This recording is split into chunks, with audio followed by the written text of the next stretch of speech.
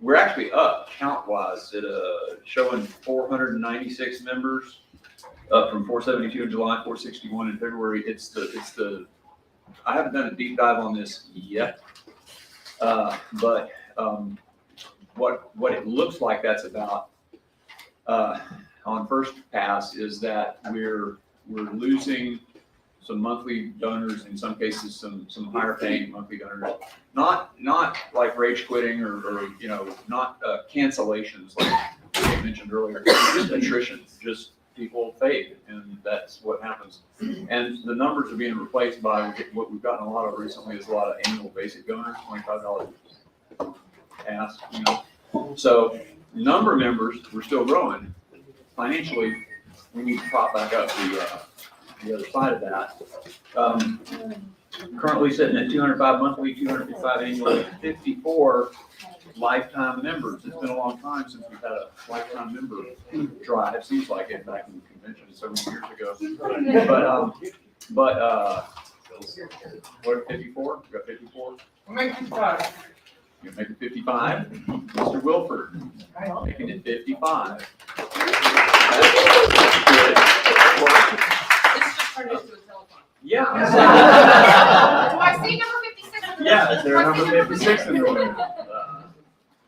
Okay. Anyway. Well, a lot of people here are lifetime members already, which is a cool thing. And we're going to do more with that in 23, but that's for February's meeting, I guess.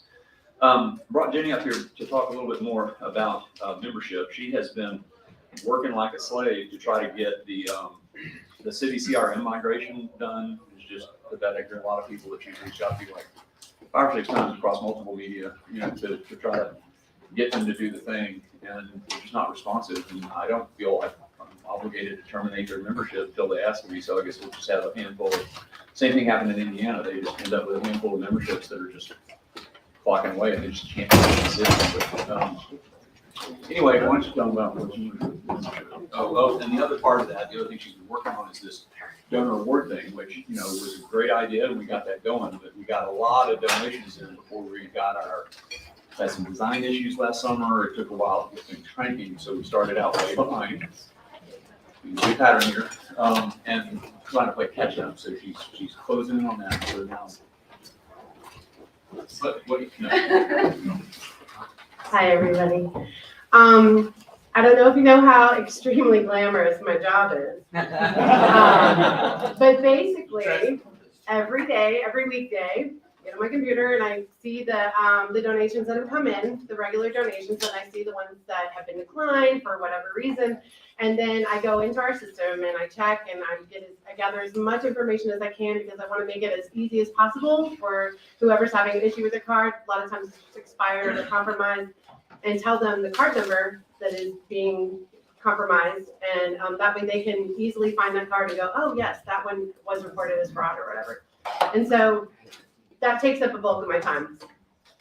And then when Civi came along, it was like double that. So I did that. I did my daily batch of encouraging people.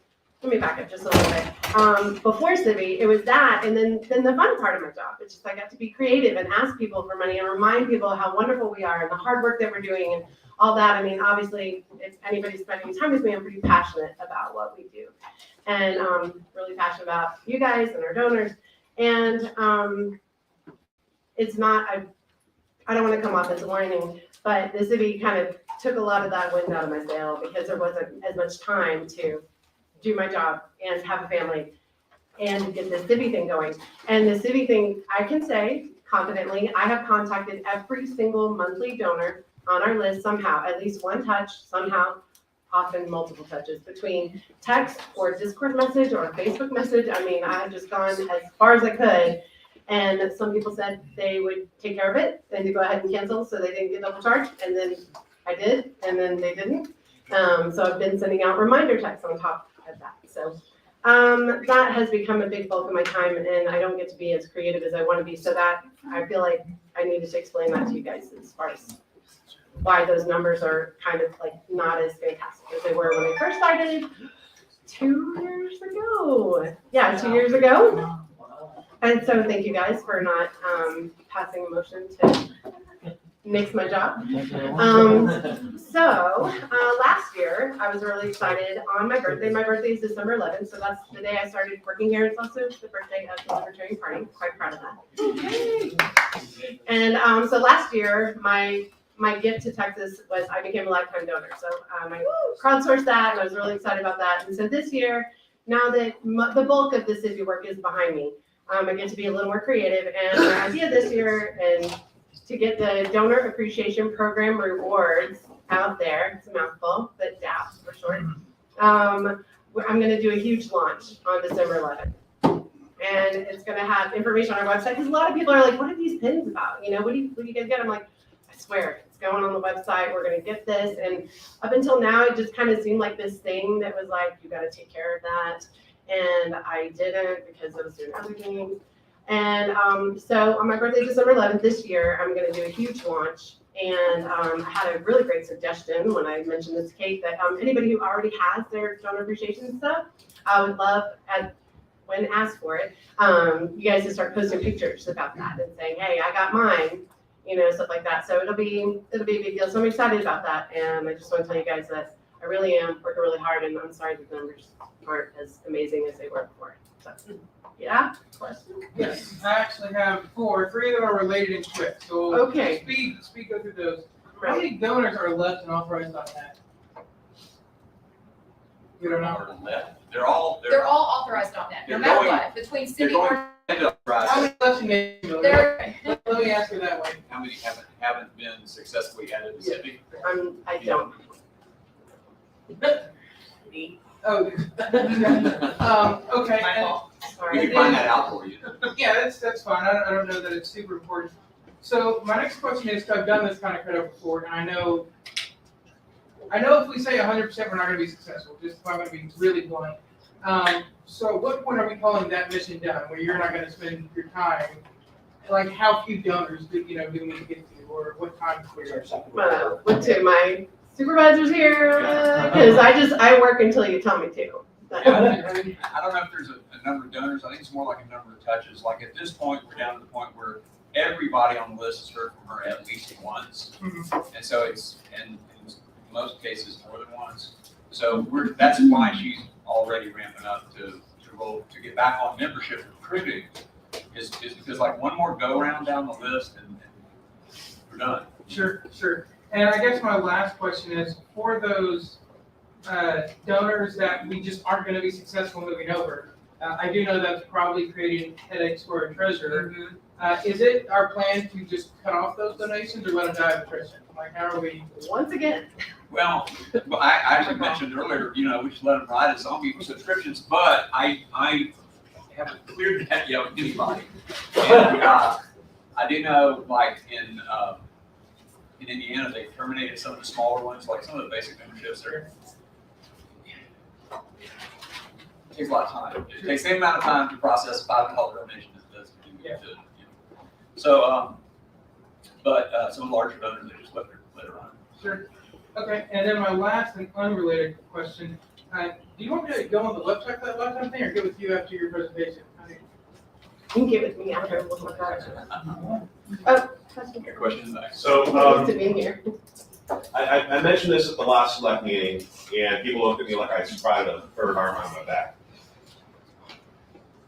I think we need to pay attention to what's going on outside of the party.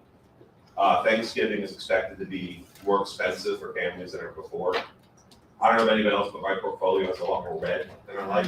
I have a lot less discretionary income than I used to. Walmart, what might have cost $100 pass, we're filling things with $200 cards.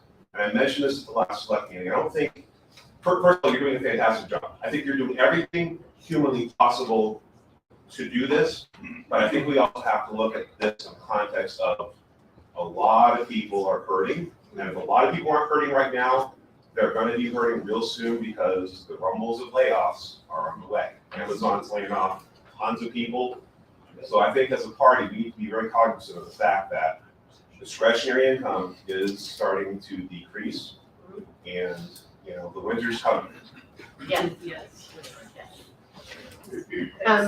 let me just say something about that. But one of the reasons we didn't try to jump in and like double up my workload during the campaign season is because so many people are talking, supporting candidates. And so we are overall aware of the economics and, but I'm also really aware that there are some people who, aren't struggling in this time. And so I want to make sure they're reminded that there are people who are like us and willing to work with them. But I just want to make very clear that you're doing a phenomenal job. It's just, you only have so much control of the environment you're in. Right. And I think that's what you're hitting up against right now is just, you're fighting against fighting. Thank you. I appreciate it. Thank you.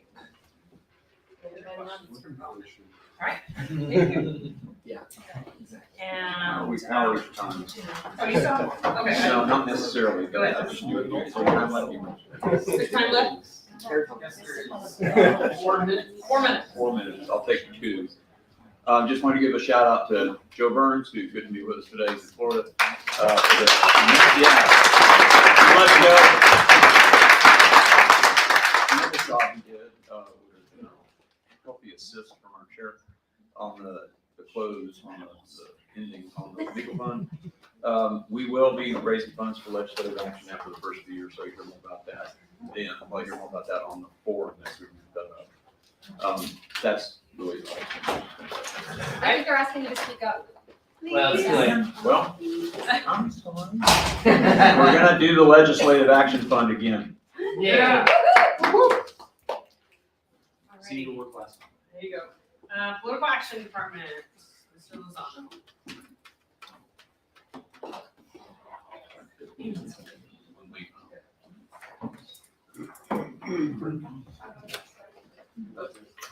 Sorry, y'all. How's it going? Is it possible to pull up the report on? Perfect, right. So for those who don't know me, Frank Lozano, SD 27. Let's start out with just a roadmap of what the Political Action Department has been looking at. And before we get into that, actually, I do want to give a promise to the body. It hasn't been brought to my attention that at least one, possibly more, people are requesting more transparency. We all, want that. Obviously, I take full responsibility for not having a transparent enough department and like to remediate that. So hopefully starting next month, we'll be doing a monthly kind of minutes sort of modeled after the Bill team, which has actually been really good job at that. So if we can get that forward to the forum, then you all can micromanage away and tell us. Yes. But on that note, getting into it, so the first top of mind for political action, starting in January and already pre-filing started as of 5 days ago, is the lobbying session. So we want to have this time around a lobbying season instead of a lobbying day, where instead of everyone comes down for a day, feels good about themselves and then leaves. Hopefully, we'll get people rolling in over the course from January to May of the session. At least one person per Senate district. It doesn't have to be you necessarily or your other partner in crime in the Senate district, but it could be anyone there in that Senate district. Let's try to get at least one person from all 31 of them to go down to or up to Austin or sideways to Austin, whatever that may be, and get there to speak with your representative or either your Texas House representative or your Texas senator, and just try to, all that really needs to be done is, well, more than that needs to be done, but essentially what we want to do is we want to make it known that we are a thriving party. We do have people, we do have issues that we want to put forward, and the way to do that is to connect with those representatives and those senators and let them know that we represent, at least 2 or 3% of the Texas population based on voters, and that we are out there, we exist, and we want to have our issues put forward. Let me do a quick overview too. Election, so we do have a little bit of feedback from, and we're about to get into it, for the from the midterms. I put together a little bit of analysis. I know there's a infamous report out from Neil Dyckman, or not so, depending on your perspective. It's got some good details in it, for sure. And then there's so part of the problem with that is figuring out, getting the results from the noise. It's not a complete controlled experiment, as you know, and there's different reasons that people vote for different candidates and different parties. But there's some broad strokes that hopefully can be gleaned from that information and that I hope we can implement into future races. And then finally, for those future races, we do, at least in my opinion, need a data set to work with. The Republicans and the Democrats, they're successful, they use data, and we're a serious political party, I would hope, and we would need to do something similar to that effect. I think the primary, at least from my perspective, the primary purpose of our party is to win elections and to gain electoral success. We're not quite there yet, but we are getting closer. Now, to preempt any issues, does buying the L2 data and does getting that data, is that going to mean that we're going to start winning state road races starting in 2024? No, I don't think so. I think we're at least a few election cycles away from anything close to that. However, it is a step, I think, in the right direction if we can utilize it, and especially if we can utilize it for the races that we can win on the more local level, and for the state party's perspective, trying to target some of those lesser turnout House districts. And if we can get into those districts where the turnout's only 20, 30,000 people in the whole district vote, or some of them even less, some of them you can win with as few as 10,000 votes, that might be a doable neighborhood. So if we can go to the next page. I have some scripts here simply to write or to call your senator or representative for your specific district, try to get in touch with them. Hopefully I can put some more info on the forum, and that'll go into kind of more of the transparency topic that I was talking about on a monthly basis. But if we could just start trying to figure out, at least in your Senate district, if you could figure out the person or people that you want to send over to Austin and start to get that ball rolling, that would be appreciated. Please let me know if you have any questions on that. You can scroll down a little bit further down. Here's some kind of issues. There's, each committee in the legislative body has their own kind of prerogative on what they're trying to put forward. I just put a smattering from both the last legislative session and bills that might come up in this one concerning items that we might want to focus on based on our platform. Now, whatever you all want to talk about, that's up to you within your own Senate districts, what is localized and what is most important to your constituents. However, this is just a kind of an idea table. Please feel free to add to it. If you have any bills that you might think of or that might hit on a libertarian issue, please let us know. And that way we can put that forward and get that information to where it needs to go. But essentially, the more localized we can get it, the better. Certain Senate districts might have different issues than others. If you're in an urban one versus a rural one, there might be some issues there. I know taxes, or I should say theft, is always at the top of our concern. So those bills will obviously be of most importance. If you could scroll past the bills, please. Thank you. So on election strategy, I do want to say that we have been in communication, and thank you for putting me in contact with this person. There is a political science professor that I've been speaking to that's going to try to be helping us this coming cycle on what we need to be doing specifically to win, at least in the smaller elections. Like I said, kind of the statewide is more about ballot access than it is about necessarily, and also about putting our name out there and letting people know that we exist, that sort of thing.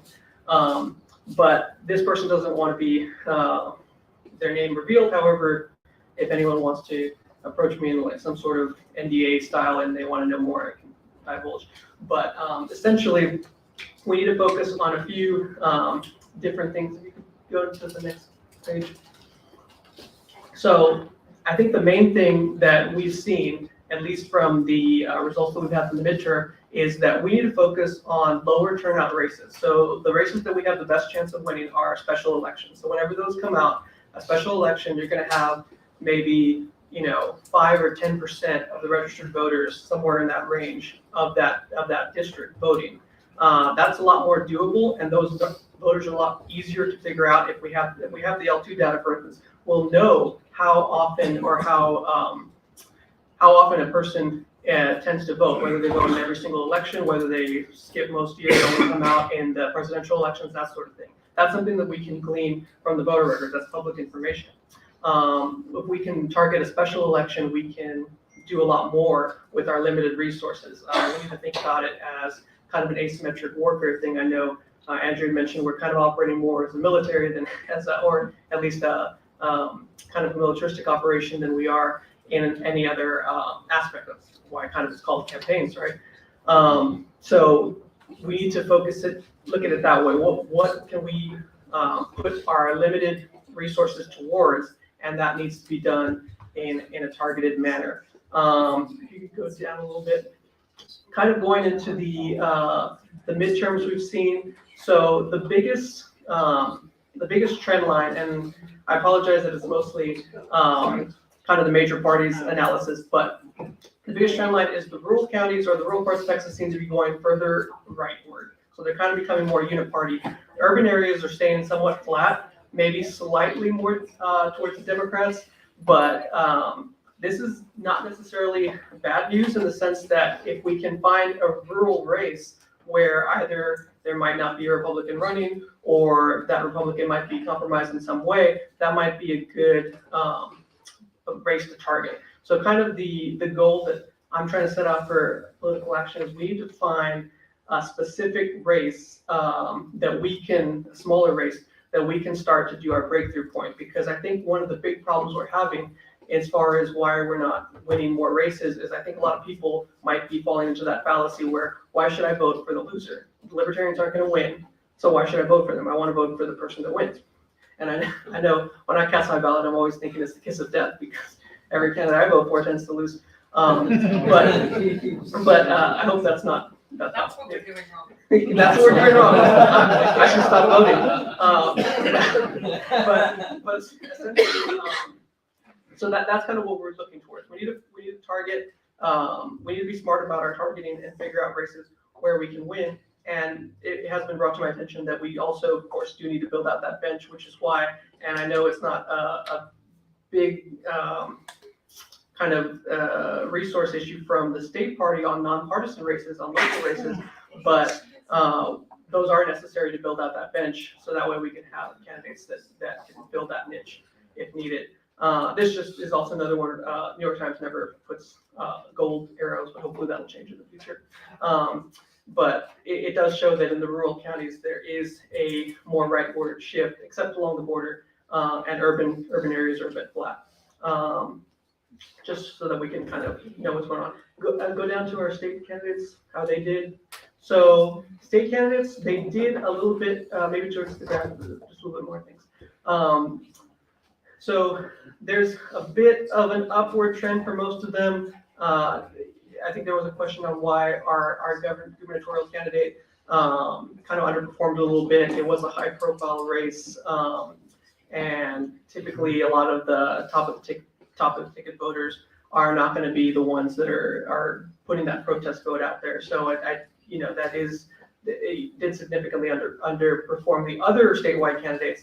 An interesting point of note is it doesn't seem to matter how good or how bad a campaign was run based on some of those candidates, and that's not necessarily saying anything bad about anyone, but it just shows that we kind of, other than the gubernatorial, it's kind of clustered all around that 200 to 250,000 vote mark. So the good news is it doesn't mean our party's poisoned in any way. It just means that we're hitting up against some sort of ceiling, essentially.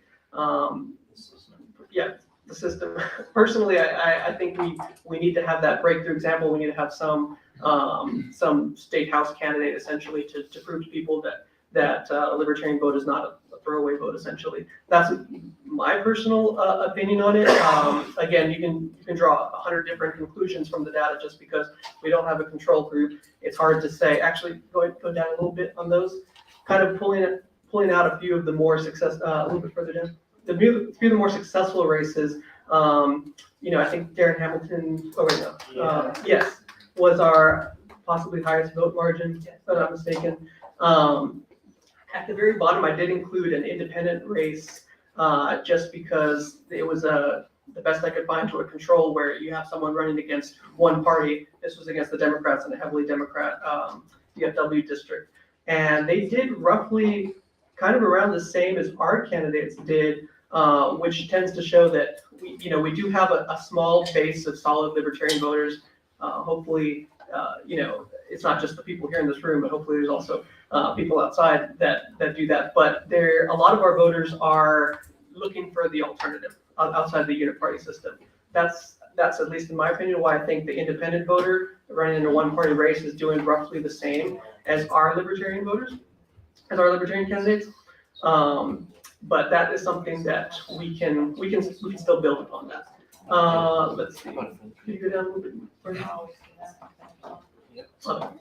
And yeah, and then finally to the L2. So Jeremy put together those slides that you saw earlier. So the reason that we're looking into this is because we need to know where we can find that breakthrough case, where we can find that race that we can win in, and we also need to be very judicious in our expenditure of resources. So if we're going to do block walking for local candidates, we don't want to be walking up to the Democratic chair in that county and asking them to vote Libertarian or something. That's a waste of time.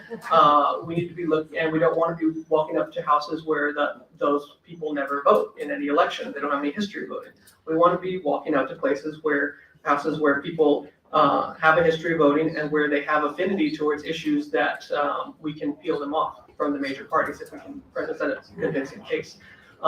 That's one of the reasons for it. L2 can also help us in terms of targeting donors as well as voters.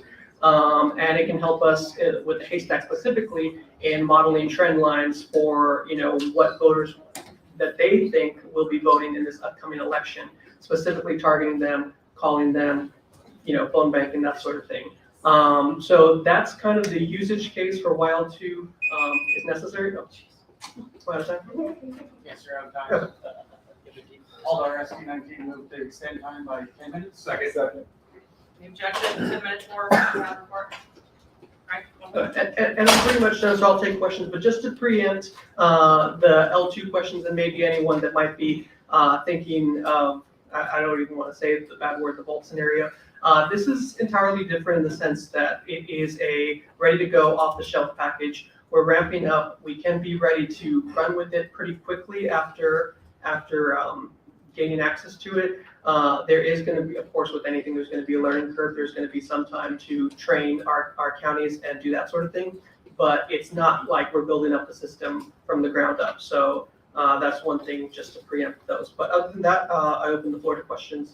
Mr. Westbrook. Yes, SG 31, and so I'm looking at your report and I see some information about my county that I find valuable in terms of number of people who voted Libertarian, for at least one person and that sort of thing.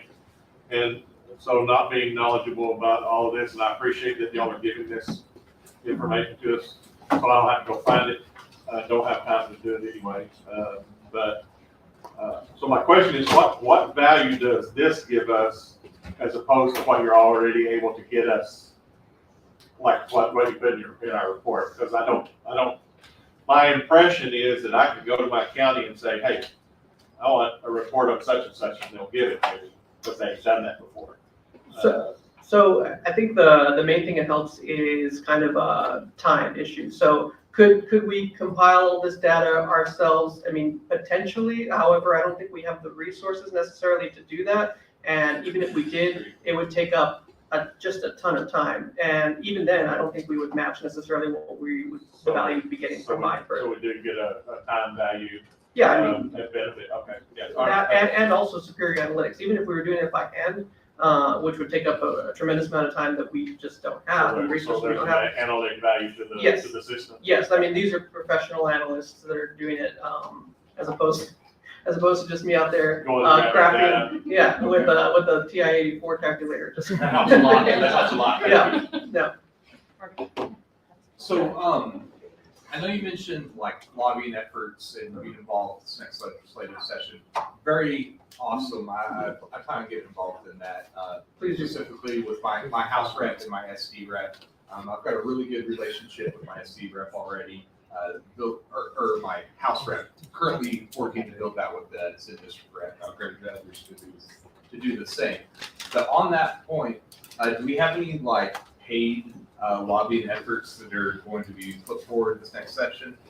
So I do, the plan is I do want to have at least one or possibly, you know, a couple semi-permanent or permanent people on the ground as lobbying coordinators. So that way you're not just showing up to Austin and thinking, what do I do? Where do I go? I don't know if we're going to be setting up a pump tent on the Capitol grounds or what exactly is going to happen there, but that's kind of the idea. So we want to have at least one coordinator on the ground just to facilitate that sort of thing, not to, you know, hold your hand or anything, but that, you know, for informational purposes. And we do have, I think, at least one person applying for that position currently. And that's kind of where the pay, I think, towards your question is going towards. Yeah, and follow-up question on that is like, if we set like goals, objectives, any kind of metrics for what we expect out of that?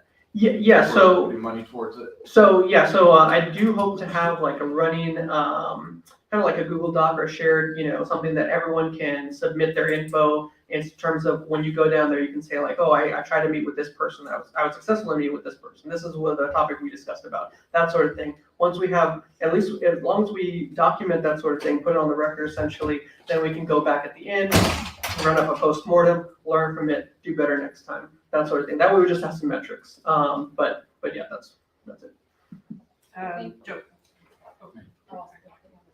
Joe Roberts, SC23. I like what you're saying about selecting the right races and finding the right candidates. As what do you envision as far as the support behind those candidates once they're selected? Just by point of comparison, Marshall Byrd is the only person to be elected to a state legislative race in the country, office in the country, and he had the support of the Frontier Project. He even said he came in contact with his constituents about 8 times. You know, each one of them about 8 times. What would you foresee as far as your department or the LP Texas as a whole to do to get that kind of support where, you know, not just bringing a good message, but making sure it gets to enough people, enough times, in enough significant ways in order to register the ballot box? So yeah, I do appreciate that question because this is actually something that is up to Slec, kind of not up to PAD, but kind of our department's job, political action, is we want to bring you all the information so that you guys can act on it and do what you will with it. So what I intend to hope to do with the L2 and data and other things is to present, these are races where we might have a viability shot to it. Now, whether the state party wants to put resources towards that race or anything like that, that's a decision for Slec, and that's a decision for this body. But we just want to, you know, kind of like to say political action is kind of the research and development arm of the party, and we just want to present information to you so that way y'all can tell us what to do or tell the party what to do and where to place those resources. So that's a Slec issue. Yeah, I just want to get some clarity because you said something earlier in response to another member's question that is not my understanding. And we're about to try and approve a rather large expenditure on this, so I want to make sure we're all on the same page. You said that if we wanted to, we could compile this data, otherwise it would just be a lot of man hours. And while for some of the primary data, we could go to the state and spend what was, I don't remember how much we spent on golf, but it was thousands of dollars. Thousands of dollars anyway to get the data and not have a system because obviously we never built Vault to process it the way it is. The other thing I'm aware of that we're paying for is Haystack, and I'm not aware that we have any means to get that data. Is that your understanding? That's right. So the Haystack we wouldn't have any means to do that. The other data, I mean, theoretically you could brute force it, but yeah, I agree with you that it's not a smart thing to do in any sense. And to expound upon that, could you really quickly give a rundown of what Haystack can add to that primary data itself could not give us?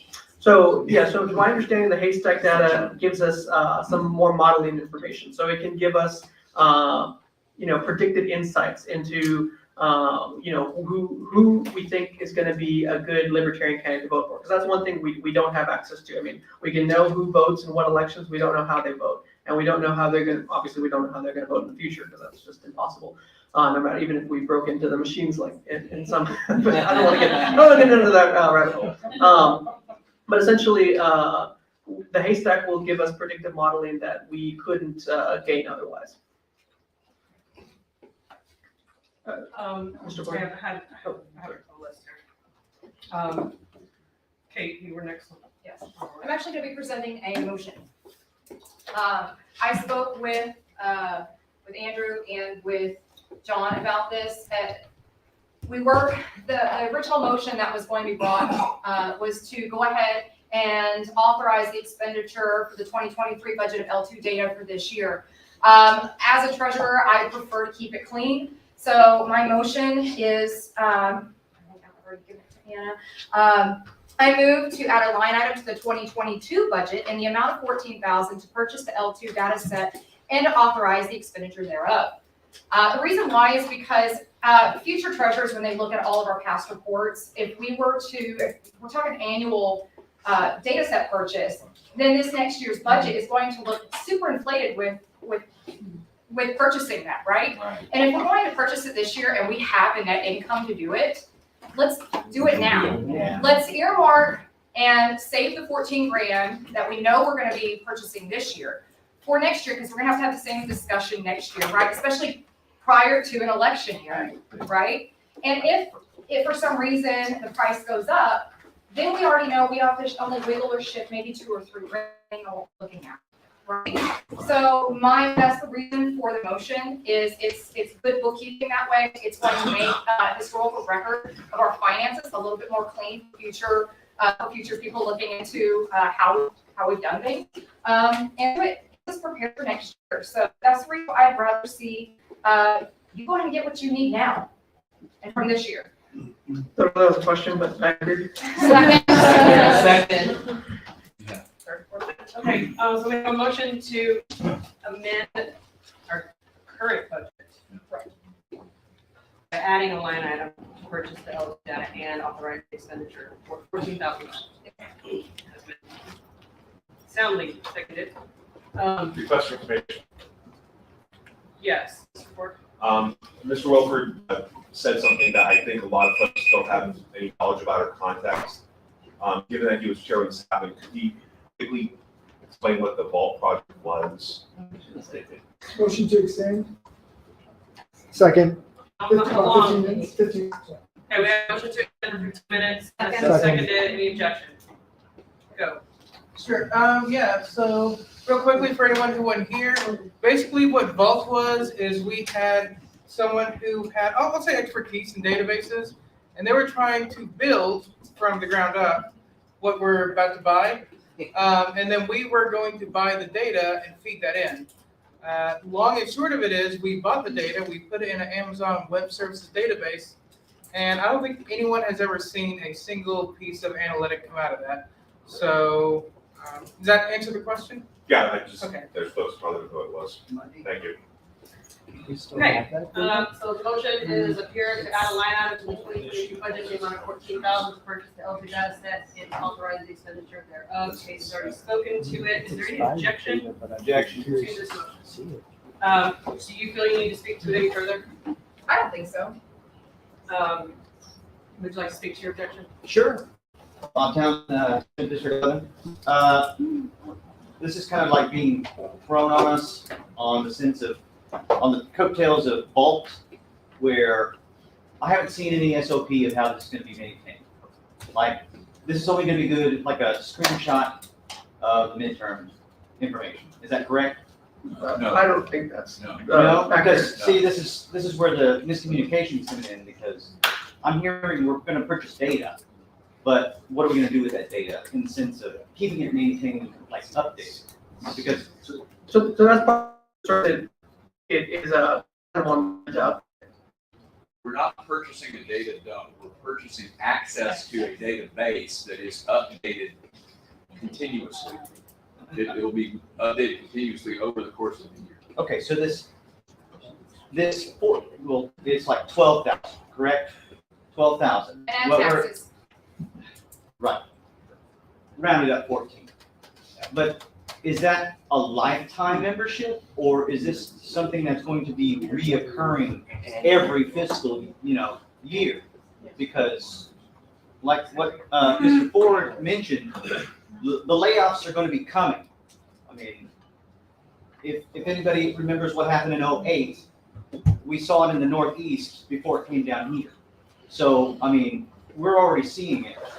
So we're going to be putting this into the budget, but if we can't continuously purchase it, then it's gonna crash like the vault. And then it's kind of like throwing money into a hole, right? We're getting data for something that we're gonna have to continuously pay for, and that's like 14 on up.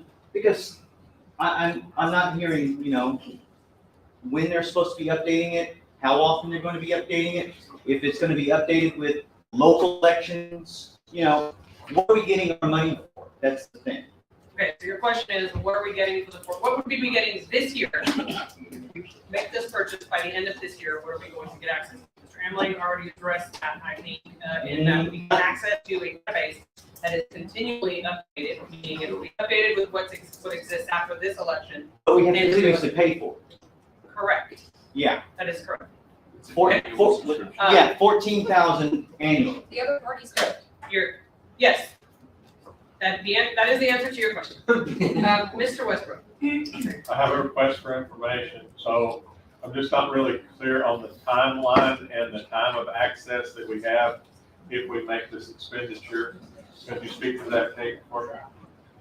Well, from what I understand, with Frank talking to Andrew and John talking to me, with this, that they're ready for the purchase. It is ready to go. That's not my question. My question is, when we make the purchase, at the time we spend it. I'm sorry, Mr. Westbrook, there is way too much side conversation going on. We have someone that has the floor and I'm hearing all these other conversations. So my question is specifically, when we make this purchase, and I'm assuming it's at the beginning of the year or at the end of the year. I will try to do it before. the end Okay, of so this right year. away then, if we authorize the expenditure, what length of time do we get access to the database before we have to repurchase? Is what I'm trying to From what I figure out. understand, it's annual. So a year From from the time now, of purchase, thank you. yes. So we wouldn't do it again until next November. December, Yeah. November, if we make November, it. December. Mr. Garza? Probably Can I go next? Oh, I apologize.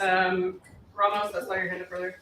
So we're gonna have to also purchase for each request pool as well. Is that already budgeted into 14,000? Because that only leaves what, about Are you $1,000 talking there? about candidates and campaigns? The Yes. sister ones? No, the counties would have to fundraise for that from that data for their Mhm. sister account. This is just to get us massive access for the state and to unlock a cheaper rate for the counties and campaigns. Is that correct? Right. So, because if the counties or the campaigns wanted to do this on their own, it would be way more expensive out of y'all's price range. Whereas now, if we do it as a state, it's a big support tool for all of y'all. And So- it brings down the cost to where it's very doable for even the smallest county. But if state's doing any analytics, they're not gonna have to pay any extra for any data pools themselves. Correct? Okay. Garza, are you ready? Yes, I have two questions, if that's okay. And then, Go for it. That's one question. Okay, my first question is a general question, and it references the bylaws of Slec.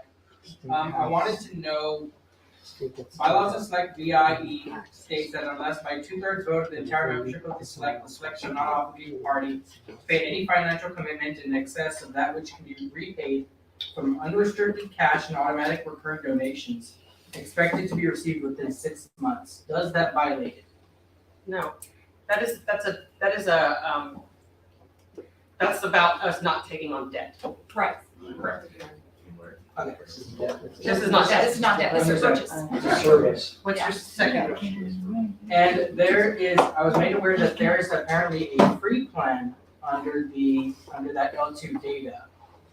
And apparently the 14,000 we're talking about will buy 560,000 contacts under the free plan. Is it possible that we could start with the free plan and possibly next year dive into the $14,000? I believe that would be a combined question for Andrew, John, and Frank, because I'm not aware of Right, that. so, Mr. Emling, do you have the answer to that question?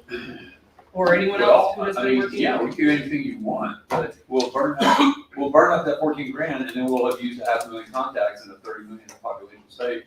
And then we'll be done.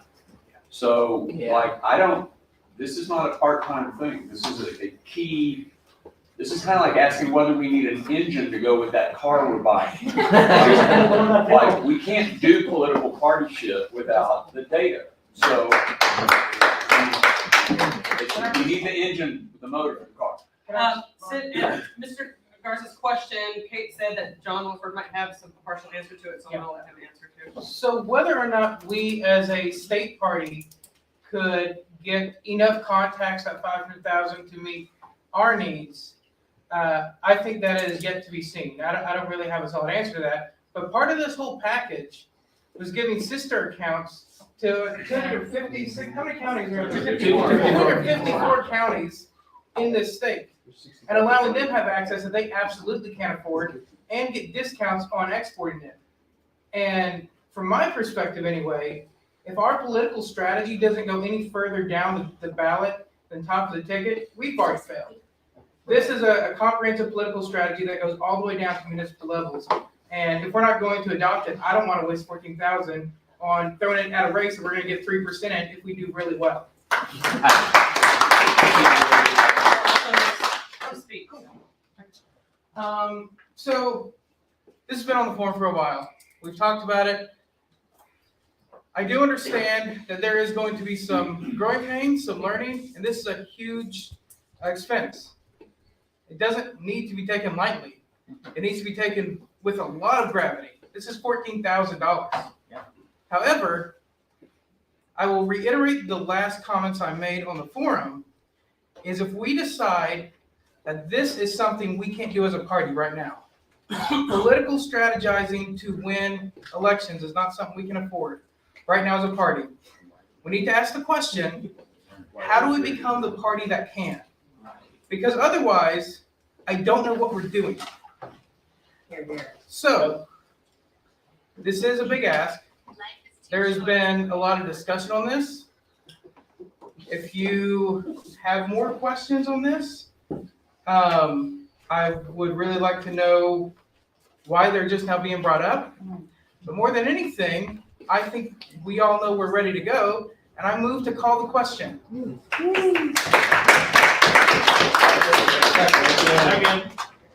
All right, so the question has been called.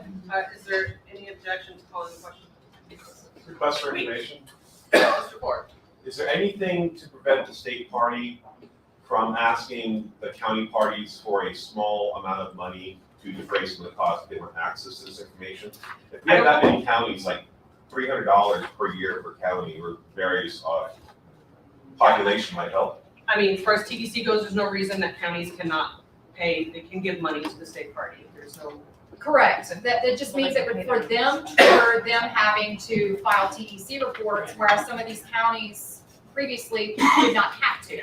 So there's nothing preventing that, but if a county, if for whatever reason we were to decide to take that route and a county were to do that, if they weren't already filing TDC reports because they don't typically have financial transactions, Right. then that would then open them up to being required to do TDC reports. But there's nothing that prevents that from happening, should that be something we decide to do. Would there be anything to prevent, like an amendment down the road, if this passes, to create a subscription for the counties to help defray this cost? I don't see why there would be any obstacle to that. Okay, thank you. All right, the question has been called. I think that may be incorrect information. Can I? Okay, perhaps I misunderstood the question, but. Andrew, correct me if I'm wrong, like, is there anything, the contract already exists to get free accounts. Did you know the contract allows us to then add a subscription to that or restrict them? I don't know the answer. I don't know that it's necessarily just yes. I'm not following the math. Oh, you're talking about them, so you were talking about them actually getting their own subscription. No, what I'm talking about is the party Helping pays us pay. for all this. Yeah. If the counties want to access this, they pay a nominal small fee.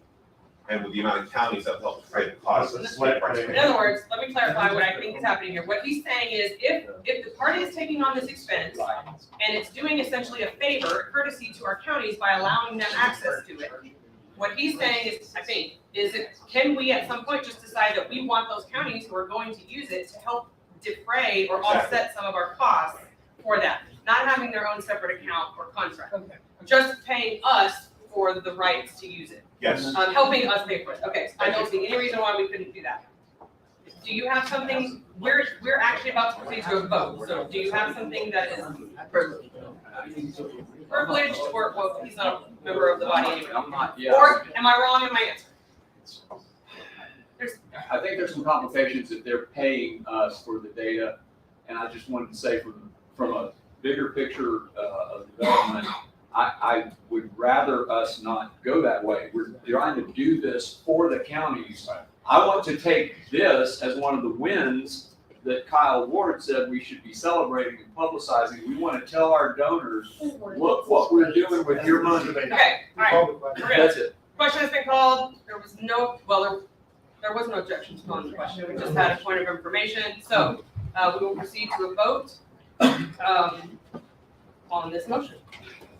So, this is amending the existing budget, so it's majority. It's a majority to amend the budget, but it's a majority of the entire body to authorize it, so. Okay, so threshold then is essentially the 2/3. I know it's not the third majority of. Oh, the whole body, yeah, which was 28. Yeah. Okay. All right, so, all. Roll call? Yeah. Both hands first. Okay. I just didn't know if anybody thought this was, I did move for a roll call. I figured you would. Just trying to get ahead of you. I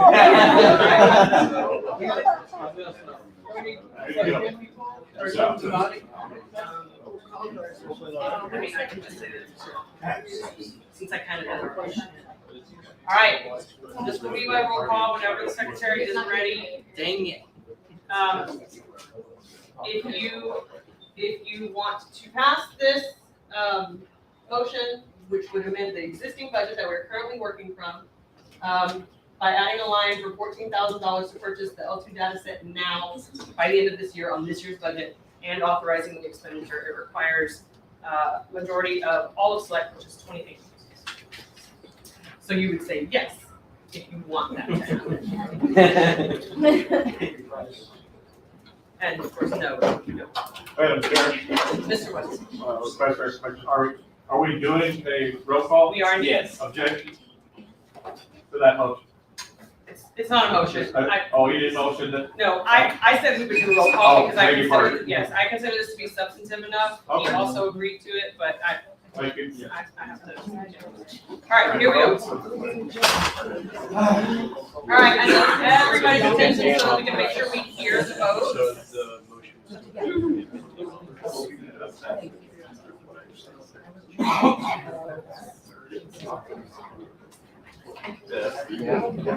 We amended it. You're authorized.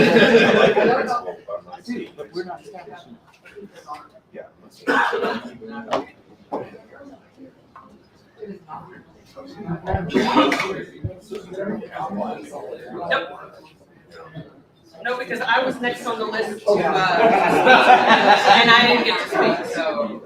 That's John's fault.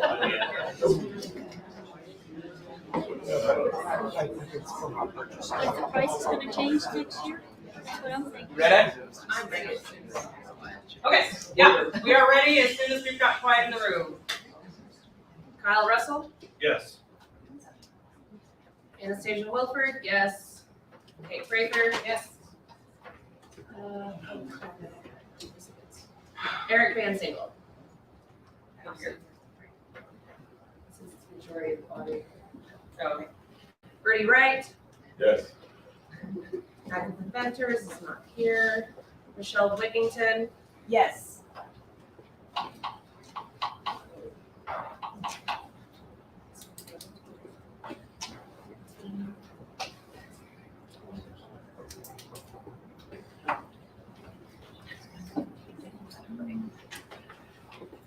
Jesse Coward. Yes. Scott Ford. No. Jeff Miller. Yes. Scott Talley is not here. Aaron Ramos. Abstain. Dave Pierce. It's not here. Jody Cole. Yes. Nathan Polsky, Yes. Paul Thompson, Yes. Daniel Bledsoe, Yes. Mark Strike, Yes. Jocelyn Pankey, Yes. Trey Holcomb, Hell, yes. Amanda Gibbs. Abstain. Bob Townsend, No. Liz Miller, Yes. Mike Dooling, Yay. Hannah Kennedy, Steve Haskett, Yes. Ted Brown, Yes. Carol Unsicker, Abstain. Kevin Hale, Yes. Jacob Bradley, Yes. Janae LeBlanc, Yes. Patrick Mitchell, Yes. Heidi Sabodik, Yes. Paul Dar, Yes. Nathan Garza, Yes. Nolan Schmidt, Yes.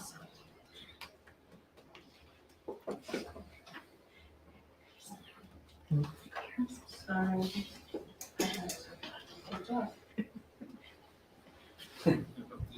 Yeah.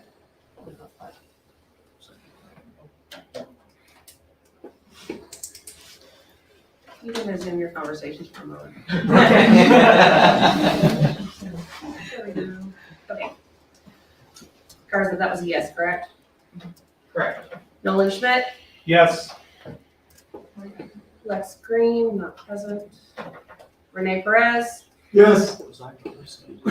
Joe Roberts, Yes. Rudy Hernandez, Yes. Joe Perez, not present. Darren Pollock, Stephanie Berlin, Yes. Austin Hugan, Yes. am I pronouncing that right? Carter Fanning, Yes. Frank Lozano, Yes.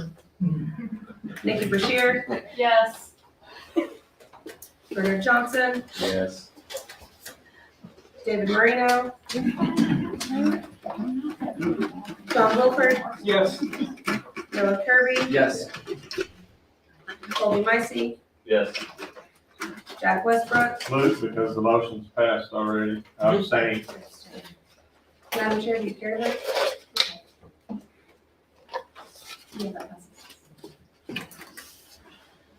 Kind of 38. 38. Thank you. All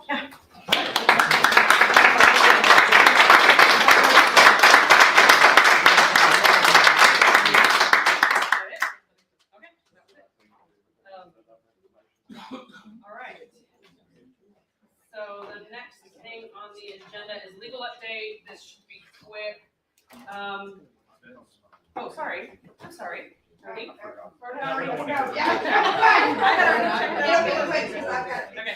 All right, Vince, department report.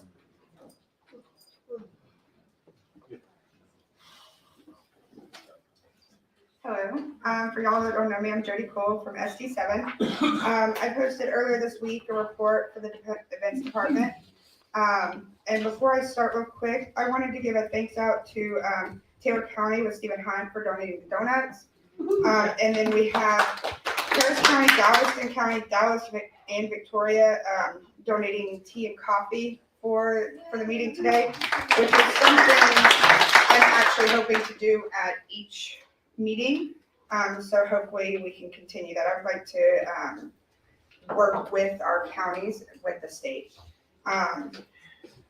So I've been in this role for about 4 months. A lot of things to learn. I've been working with a lot of the staff members to find out exactly what we need. Been putting together job descriptions for what I see is needed. And so one of the first steps that we're going to need for accomplishing the goal for events department is staffing. So in the report, I have some job descriptions there of what I found is going to be needed under those jobs.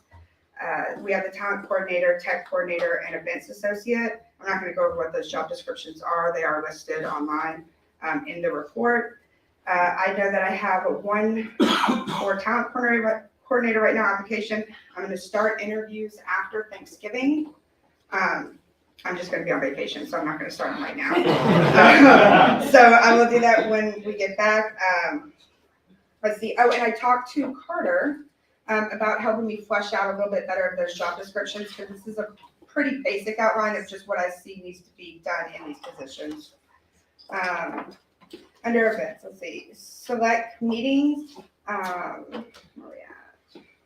Oh, with the select meetings, I'm working we have a $750 budget for each quarter of meeting space, and I am trying to get those this space was comp as well. So trying to save money on our budget there, always trying to save money. Let's go.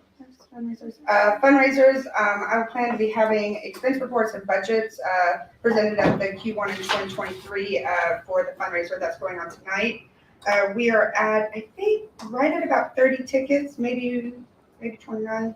I know there was one, we've gotten a couple sales today, so I'm trying to keep track of all that. But we're at about 30 tickets for that tonight. Should be fun. We had to adjust a little bit because it's very cold. It's very cold. Oh, and then separately with, let's see where we are in here. Oh, for the fundraiser. So one of the things is I am on board with City.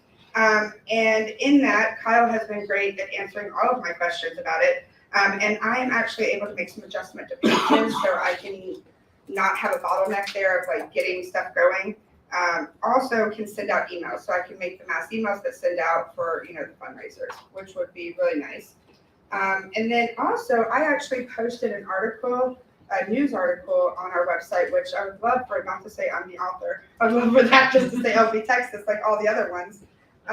But we actually have data for the click-through, and the Chase Oliver article was actually quite popular. I think it had of everything, it was a 0.2% click-through rate on that week. So that was actually cool. Our goal for click-throughs would be about 2.5% for the emails. That's like standard is what we want to get to. Move on.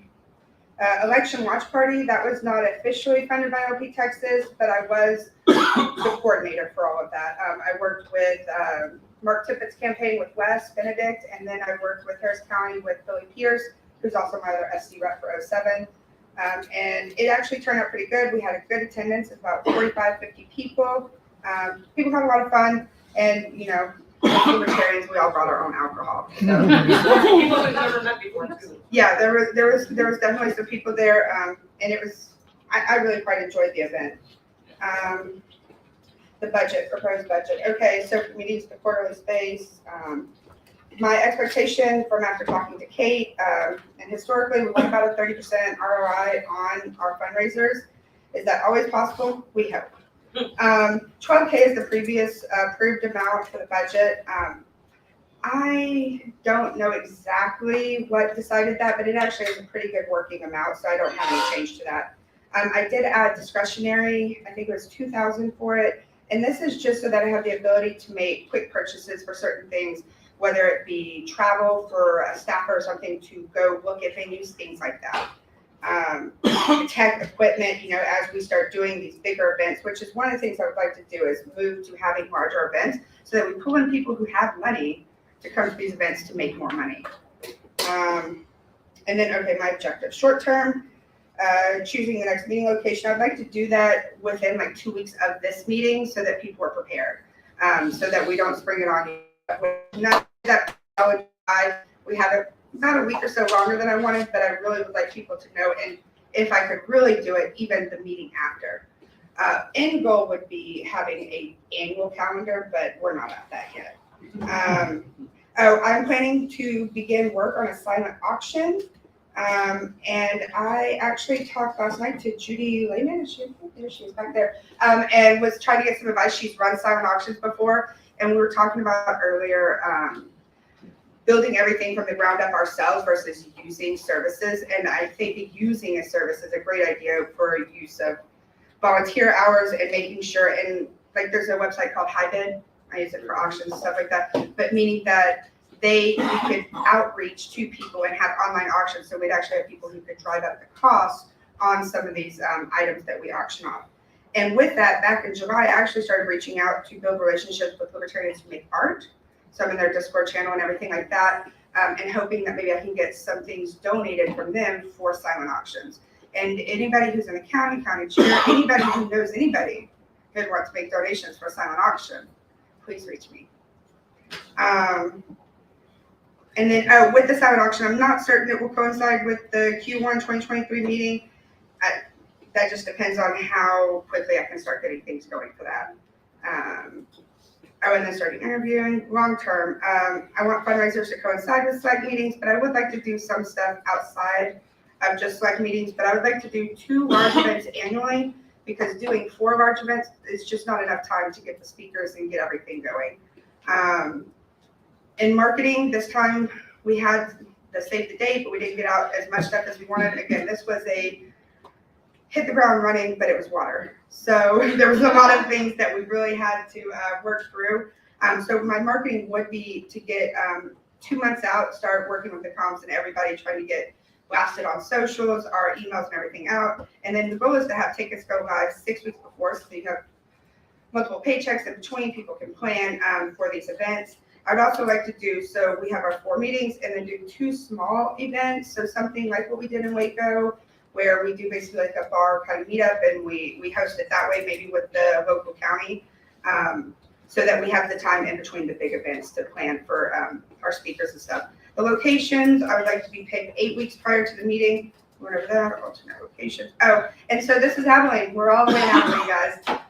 So sorry, I love you guys, but I'm trying to move us at least once a year outside of the triangle, so that we're reaching outside of just the triangle. And I will say that learning from this, I would like to do the larger events in the larger cities, because not just our Slec members, but we have a lot more people, a lot more libertarians inside the larger cities. And then I think that covers everything in my report. Questions? Yes, Scott. This is the best report, the most transparent I've seen the events department in 7 years. Thank you so much.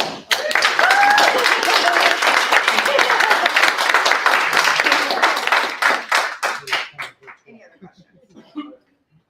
Well, actually, I have a motion regarding the meetings. In order to be more centrally located, I do move that our next meeting be held in the between the Waco and Austin area in that. Yeah, I don't need a motion. We don't need a motion. That is the plan. That is the plan, to go back to the triangle. So I only want to do, the goal would be to only do 1 meeting a year outside of that major area. Oh, and actually, speaking of the election watch party, I actually would like to see LP Texas work with doing an election party each cycle and moving it from city to city. So that would be something interesting that we could do, because it obviously had good turnout, and that would be a good fundraiser time for our state party. So I'm glad to hear about the silent auction thing. Over the last 8 years, have gotten my hands somehow on what I think are some one of a kind, like leftover, the only one left in the world kind of artifact things. And the latest one that I came across is a comic book that was written about the Libertarian, well, it was published by the Libertarian Party of Texas in 1983. And I actually had it in my hotel, it's not long in my room, but I just came into possession of that recently and have been trying to figure out what to do with it. So maybe a silent book with Marshall has a copy. I was gonna say, Marshall's got one, so we may have to compete there, but we'll see. But anyway, that sounds really cool. All right, anything else? We're good? All right. Thank you. Thanks, Jody. Thank you, Jody. Thank you. All right. So, legal update.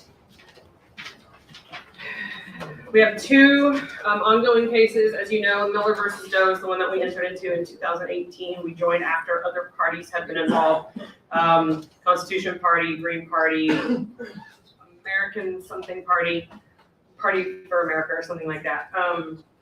Some independents, Mark Miller, Texans for Voter Choice, et cetera, et cetera. Anyway, that one, as you heard previously, we did get a ruling, which was going to be a final ruling. It was intended as a final ruling from Judge Pittman. And basically it was a partial win in that he essentially struck down the requirement that we, as a third party or convention party, have to use paper petitions. So that has been struck down, and his order was to the state and to those of us who are on the other side of this lawsuit to go back and confer to present him with a joint proposed order on what the new law should be. And our lawyers thought that that was going to work, swimmingly, but then the state decided they were going to submit their own proposed order, which we probably should have expected. So we have done that. We've also done our own. So at this point, there's been a proposed order submitted by the state of Texas and then one submitted by all of the plaintiffs, including us.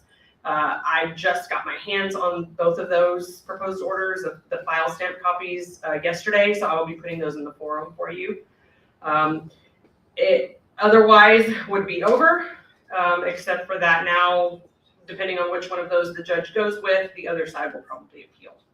I will tell you right now that I'm not necessarily super excited about the idea of appealing, but I represent only one plaintiff in that whole thing, and the reason that I don't want to do that is because I'm concerned it opens up sort of a relook by the appellate court of all of the other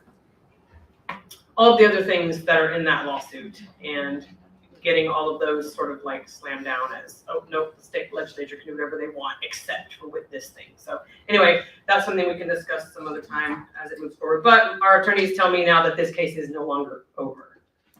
So, and the other one that we have going on, Scott, which is the one that we initiated with several of our candidates, some of whom are in here.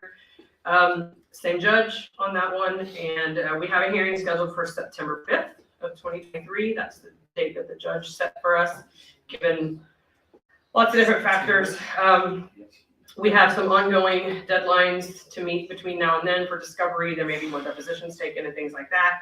And last night, in fact, we had a deadline to submit any amended or updated pleadings. So I've been working with our attorney here, in Houston for the last 3 nights and up through last night when we finally got that filed. So when I get the file stamp copy of that, I'll also put that on the forum. So essentially, we've just kind of updated our pleadings in the case that we've already filed to start getting ready for actual trial.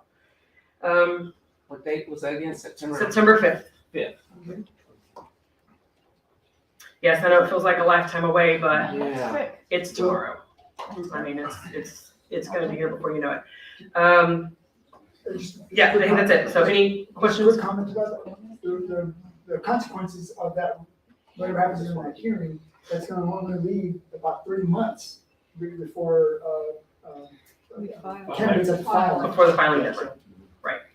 Right. And what we also don't know is what this new legislature that's about to start partying is going to try to do to us in the meantime. So we'll have to, our attorneys are pretty good at pivoting, so we'll see what happens, but we're going to be watching it closely. And I ask that you guys do the same thing, to those of you who are monitoring the bills, and be watching for anything election related that could be coming our way.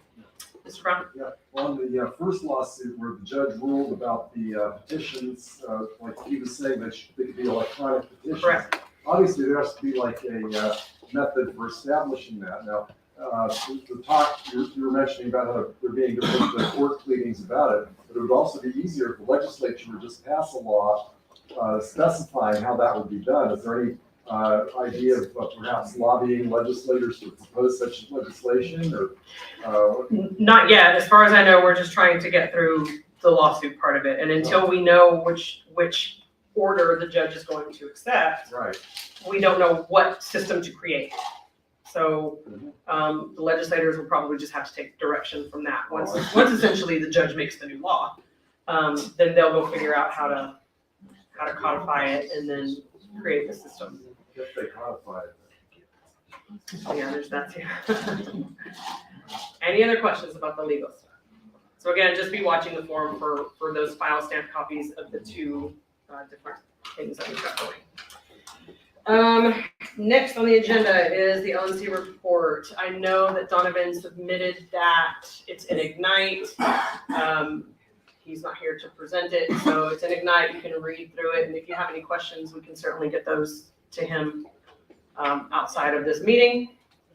And I don't know if you want to just skim that for a couple minutes.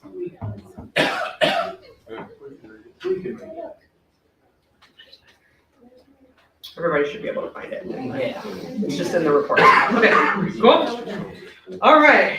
Thank you for that. All right, so this brings us to new business with notice. Now, the things that are on here, 4 things that we have listed for today, I know are things that have been on the forum for a little while. At least 2 or 3 of them have been on for long before this agenda was set. So hopefully all of you have had plenty of time to digest these and ask your questions and express concerns and hopefully not rehash anything that's already been handled on the forum. So with that, the first motion that we will be tackling today is the motion to adopt a strategic plan, and that would be 20 minutes from Mr. Fanning. All right. Let's get this one done. So I really hope that everyone's had a chance to look over the motion. We worked with a very diverse team from various backgrounds and different viewpoints to basically come up with this.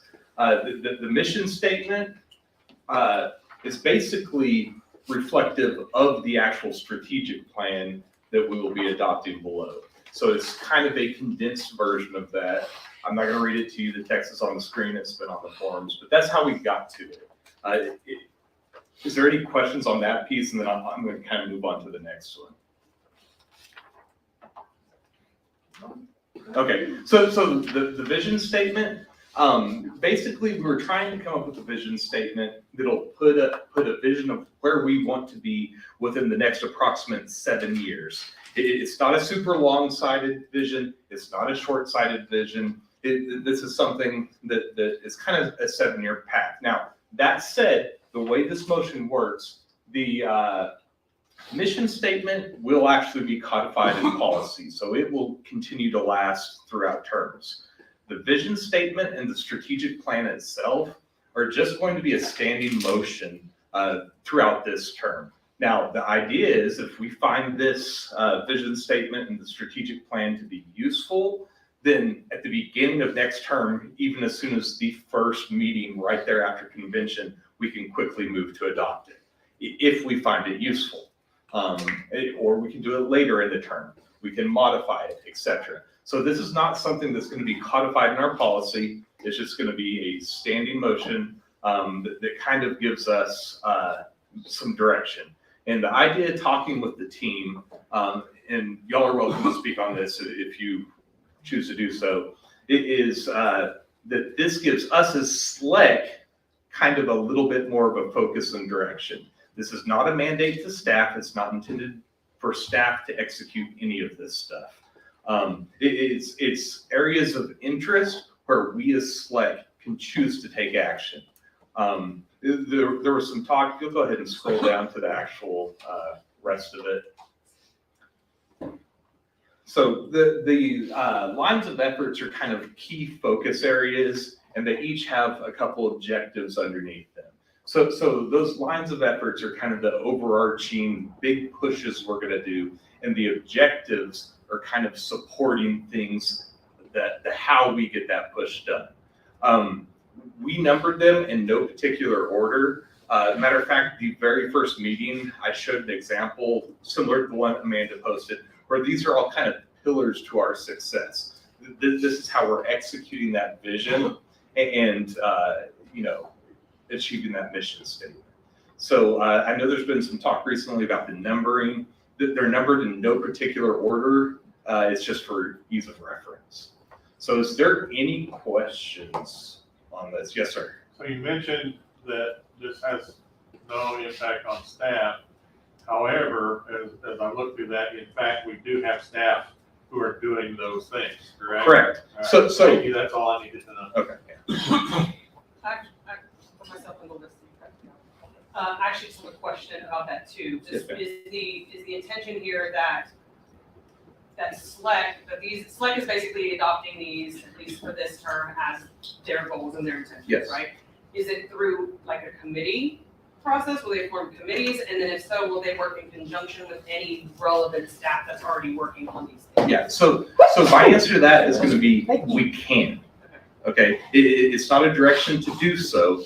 If a couple of us decide to get together and, hey, we want to work this as an unofficial committee, the same thing we did with this, the same thing we're doing with the bylaws rewrites, that this body is capable of doing that. If we feel that we want to form an actual committee to really deep dive either one of the lines of efforts or any of the objectives under it, then I think that would be fine. I see no reason not to.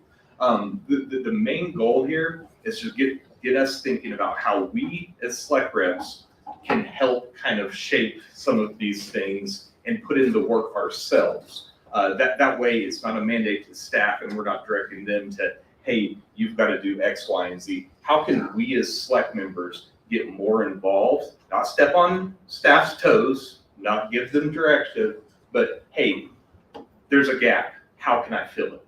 Okay, and so just to kind of follow up on that, for example, we've got Ted Brown who's a candidate coordinator. Mhm. And part of what he does is go out and try to recruit candidates. So if members of Slec are sort of taking on that same task or taking responsibility for some of that, it would be not overstepping what he's doing, not in conflict with what he's doing. No, matter of fact, if that was the case, I would, if that was something I was interested in, I would go to Ted and be like, what can I as a Slec rep do to make you successful? Can I give you additional tools, etc.? You know, maybe we do need to add some more bodies to help Ted, whatever it may be. I don't know.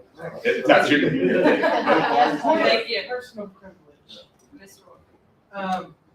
So it looks like we're forming a queue here and Yes. really getting into some of the discussion debate. Can we put the motion on the floor? Oh. Sure, I move the motion as written. Second. Objection. Objection. There is objection to the motion, which the motion is to change the mission statement to what was up there above, and also to adopt these things sort of just like for Slec to set their sights on. Okay, so we have objection to that. Do you think you need to speak to it any further? No, but I'll Madam answer Chair, I have your a request question. for information. Mr. So Westbrook. it was my understanding before that motion was made, we were kind of in the middle of a Q&A session based on his presentation. Is that right? And then the motion was made. Is that what happened? We had gotten ahead of Yeah, ourselves. we We were had- already engaging in debate. Okay, thank you. It was heading. That's clear. Thank you. So that's the extent of your objection? No, I still have an objection. Okay. But All right, maybe we need to discuss it all more. right, so at this point, we are in debate on this particular motion. I have Mr. Perez and then Ms. Bloomberg. Mr. Wilford? No. No? Wilford has Mr. Perez? So if I understand correctly, you had no feedback from the political action department on this? So, we did not, Just no. Okay. So we had a vigorous, semi-vigorous debate on the form. I invited everyone to read it. And I took exception to the order as listed, the numbering, for a very important reason. The order. You're talking about The the line the of order, effort? the lines of Oh, I effort. see, okay. So, to paraphrase my comments, which I'm going to repeat, this is basically the same process we've been going through since the 1970s. And my question was, what has that gotten us in that time? And what I offered was that we do this in reverse. We look at it backwards by using the lobbying and activism to find the people that can help us in the future. Mr. Perez, are you speaking against this motion? Yes, I'm speaking at this motion. I'm sorry, I'll be fine. And as an example from another part of that discussion, if we have a county affiliate who has limited resources, do they attend Central Booth at a gun show? Do they speak out at a county commissioners meeting?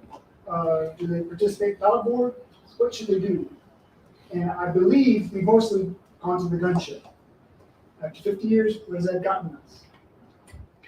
I'm going to suggest that we consider the alternate strategy. The last thing I wanted to end with was in all my lobbying activities, at state and local level, I've met the most informed, most passionate people around. And I believe those are the kinds of people that it's going to take to move us as a party forward. Thank you. Ms. Wilford, or Anastasia, you're on the list. I actually changed on. Never mind. Yes. Mr. Wilford? Call the question. All right, the question has been called.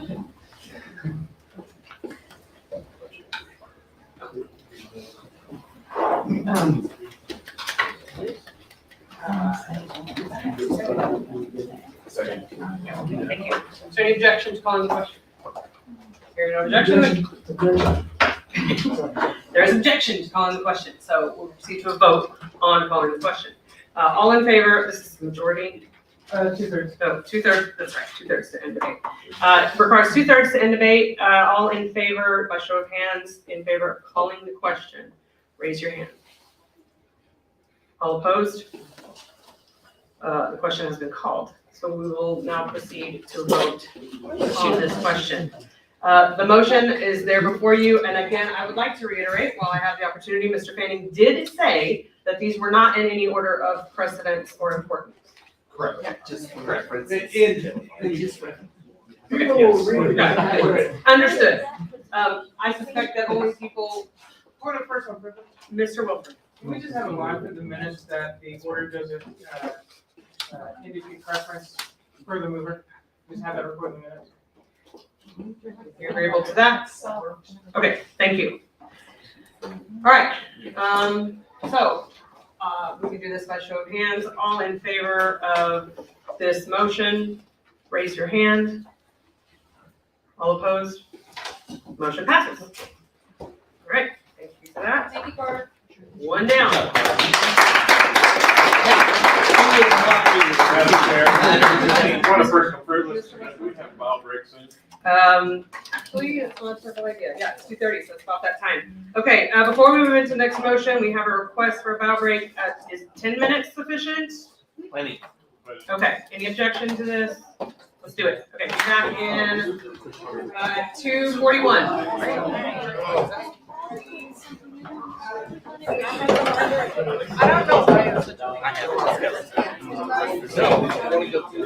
I need to stop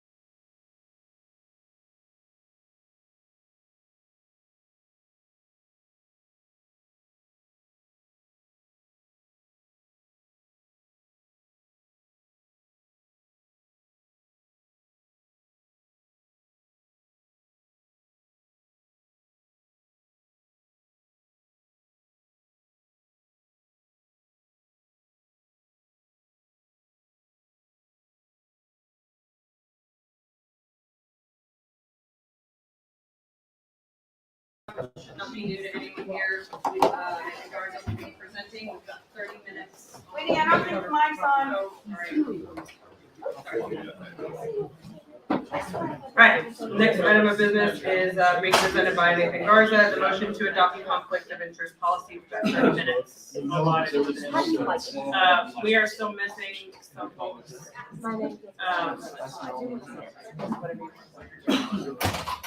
Secretary. Sorry, here. All right, come on back in. All right.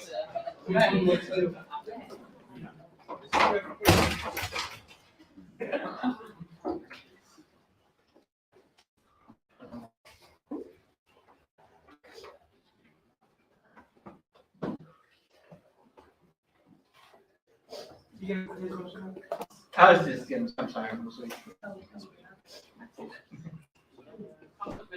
Yeah. There it is. Sorry, I was just confirming whether or not we form. Oh.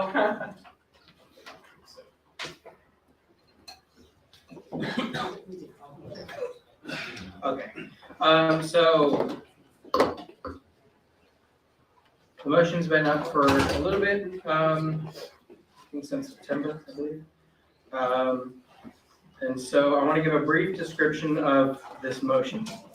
Basically, the party had a conflict of interest policy at one point, and at a subsequent Slec meeting after that, it was struck and replaced with a singular paragraph that only referenced that the secretary will maintain conflict of interest disclosure forms. That was it.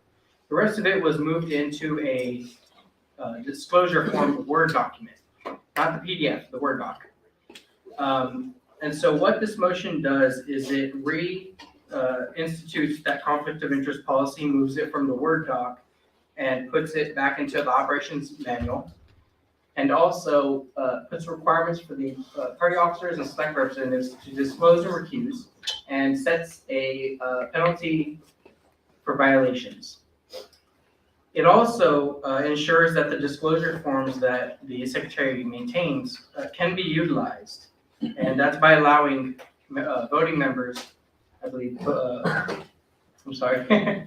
members of the party to see those forms upon written request. And that is in a nutshell what this motion does. Madam Chair, motion to adopt as written. All right, we have a motion to adopt this policy. Also notice that it does amend select bylaws. We have a motion to do this. Is there any objection to adopting it? Awesome. I do want to point out that this is going to require a 2/3 vote. And the reason is because it amends the select bylaws. Right. There's no objection. Okay, I do have a question. yes. Okay, so how much of this is existing currently and what are we at? How much? None of it exists currently. Oh, okay. All that exists right now is a form in somewhere in our files that people are supposed to fill out if they have conflict or potential conflict, and the secretary is supposed to keep it. That's all that exists right now. So Gotcha, okay. there are no objections to this. Will require 2/3. So Point of order, if there's no objections, doesn't that mean we accept it? that's true. But yes, yes, you're right. I was surprised there was no objection. I do have a, Yeah, that's what I was hoping. I do have a potential point of order. I do believe, and I'm quickly looking it up, that it's 2/3 of the entire body. I just want to make sure we have enough people here. I think. It is, and we're. Yeah. No, but it's 2/3 of everybody on Slec, so if you don't have enough people Which here. is It's 34. Oh, you're talking about quorum? Yes. Do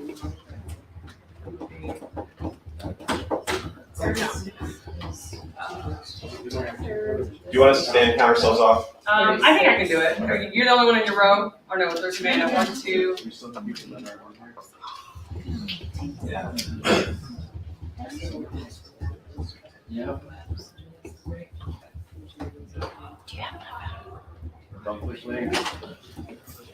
And We got plenty. Yeah, it meets 2/3 of the full Slec requirement either way. So.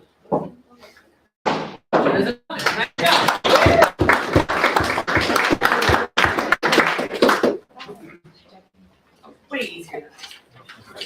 Thank you, Nathan. Good job. Thank you. All right, next on the agenda is John Woodford's motion to rename the. I love this one. Thank you. To rename the operations manual to policy manual. Right? Essentially, you wanna do that from there? or- I'll do it from here. Yeah, a lot of thought went into this. Decades of debate. But I think this really is important. So I want to not only move this, but I want to suspend the rules and move to rename the operations manual to the policy manual without debate. Second. Any objection to that? Yep. We have a request for information. Have you considered yet who it is that's going to make the motion to change it from policy manual to operations manual again in 2 years?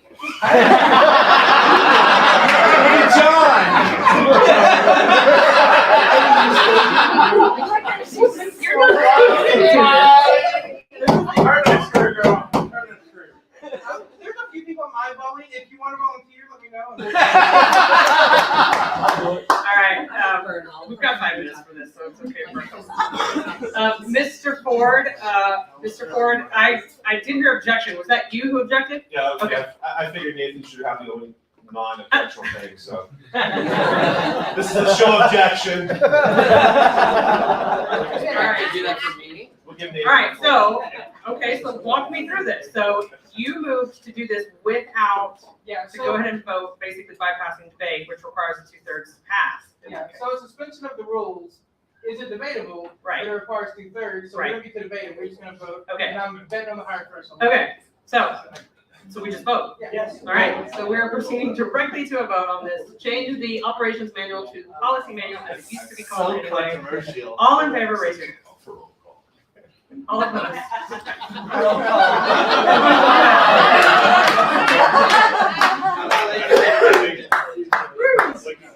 All right. Motion passes. Thank you for that. We'll see you in 2 years. We'll change it back. We're gonna. Hopefully the secretary can get that, all those changes made before somebody changes the river. All right, our next thing is, we back to being ahead of stuff, you know? Yes. All right, the whole reason that this meeting even exists right now is, to focus on our budget adoption for 2023. We've got 90 minutes slated for this. It's right there. All right, we're already on a roll. Let's continue this, right? You back from there? Yeah. I'm trying to take- There's a mic there. Okay. Can you hear me all right? All right, thank you. Okay, so this was posted a little over a week ago. Sorry for the tardiness. I was waiting on departments to bring me theirs. Also, had to schedule some time with Andrew to go through things, debate on what was being brought. I'm gonna section this off like I did in the proposed budget report. And I'm going to talk about the general and administrative expenses. This is basically the expenses just to keep the lights on and keep the wheels turning. And there's not been major changes to this. When you're talking about those services that we've been taking care of, there have been some services that are have been slashed a little bit. Website, one of them, because of our now relationship with National LP and their CRM, so that we are seeing savings there.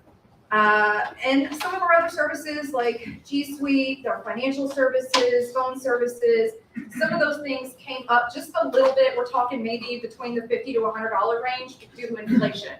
I've been getting quite a bit of emails and notifications from these services going, as of 2023, this is going to be your newest price due to the contract, and they're all citing inflation. So I've already put those numbers in there, adjusted them from what they have given me a heads up on. As always, credit card processing, e-check processing, and cryptocurrencies always sliding. I think that was something that we discussed a year ago for this last year's budget. No matter what, when income is in, those expenses are paid. So that's the reason why it's sliding. There is no number because I don't want to tie us to a number. you know? Because then that means I have to come back to you guys going, hey, we want to keep donations coming in, but I need you to authorize more money to pay for the credit card processing. It doesn't make sense, right?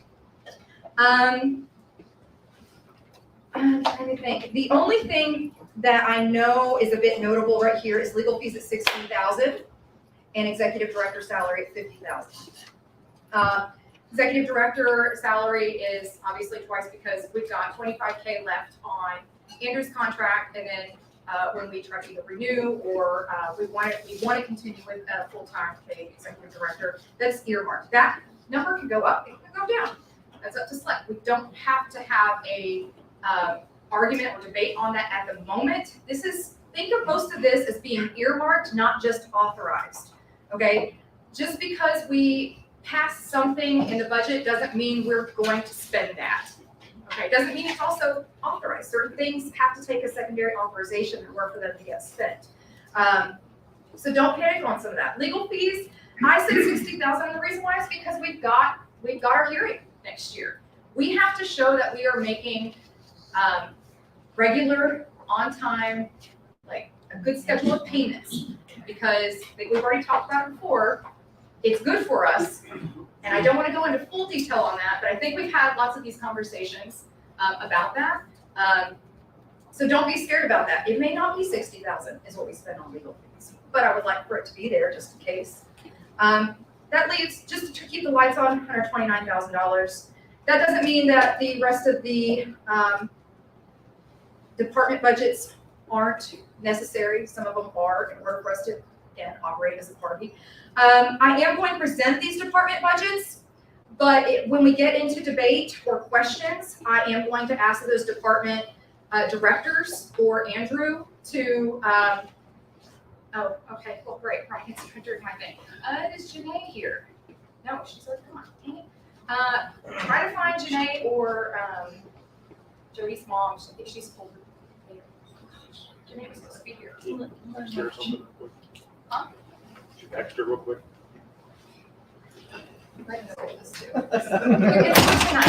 You're fine, Kate. If you need to send a text, send a text. Send the text while people are reading. Yeah. Okay, go for that. We already read this.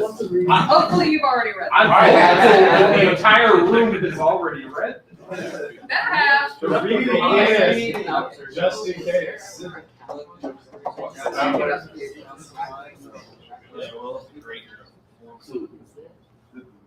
Watch the spreadsheet that has the new numbers. We should get there. It's getting there. All right. Back to business. Okay, I have a Game question. on. Matt, So I'm gonna actually hold questions until the end, if you guys don't mind. I'm making I do a mine. list. I'm making a list. I do mine. What is the, do you have an interrupting motion? What's happening? Well, my question is whether or not on the forum there have been any issues that have been discussed that have not been resolved. Well, we're not in a debate. She's still I'm presenting. not debating anything. I know, Just but asking a question. she's presenting her motion, and I think it opens it up a little bit to debate, and I know we're gonna get there, so let me get through. Trying to avoid wasting time. That's what I'm trying to do. I appreciate that. Thank you. Sometimes time-saving actions actually. I think we learned that the hard way from you. Go ahead. Okay, so the first one I do want to dive into is the department budget proposals. Those did take a little bit of, I have edited them due to the request of John Wilford and the creation of the new affiliate department. So you're not going to see a significant change with that. I'm going ahead and I'm absorbing and accepting his proposal for changing that department because, so when I do the blanket motion, I'm absorbing and accepting John's proposal for that department budget. So really the only thing that you're going to see is, that is not even really significant, is it adds an additional discretionary budget to the affiliate department of $1,500, and operations gets to keep their discretionary $1,500. Otherwise, those things that are going to the affiliate are just moving from the operations to the affiliate department. Nothing's getting increased. The only difference is the double discretionary. We've got one additional discretionary. I think I'm going to interrupt you for 1 second, if you'll indulge me. I think what Mr. Westbrook was trying to get to is that if everybody has already read this, and a lot of this discussion has already happened Sorry. A lot of this discussion has already happened on the forum. Is there anything, I think you're asking, is there any reason that we need to be going into every detail of this at this point, That's or has it already been resolved? That's correct. Okay, the only thing I will say to that, I can't speak to whether or not anything on the forum has been resolved, but I will say that there was another person with their hand up since the very beginning of her presentation. So there may still be something outstanding, but you may want to just skip to Right. what you Well, think I that might wanted be. to, yeah, I wanted to bring those two things in, the two changes, and that would be, I am absorbing and accepting John's of the different department. We're adding another discretionary budget for that department. And then I'm changing the L2 data that was in this report that you've seen to 14,000. So those are the only changes that you're seeing in the report that I am adopting, accepting, absorbing, and saying, that's my blanket motion for accepting the 2023 proposed budget. Gotcha. So I move. Second. All right, Ms. President has moved the 2023 budget, as you all have seen on the forum, and you are seeing here again. She just gave you some details about a couple things that may have been outstanding. It has been seconded. Is there any objection to adopting this Request budget? for information. Mr. Grant. Are we adopting the budget and authorizing expenditure in Yes. one? Yes. Then I object. Thank you, Arthur. Then I object, I'm sorry. Then there is an objection. Okay. So your motion then was, please restate it for the record. Is to approve the budget and the authorization of expenditures of the 2023 budget proposal, including Joan Wilford's amendments to the new department and the additional 2K to L2 line item. Or if you want, you could just use the one I've written and sent to the secretary. Oh, there we go. No motion, the actual motion.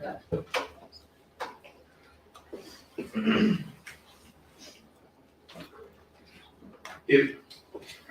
Yeah. motion. Hang on.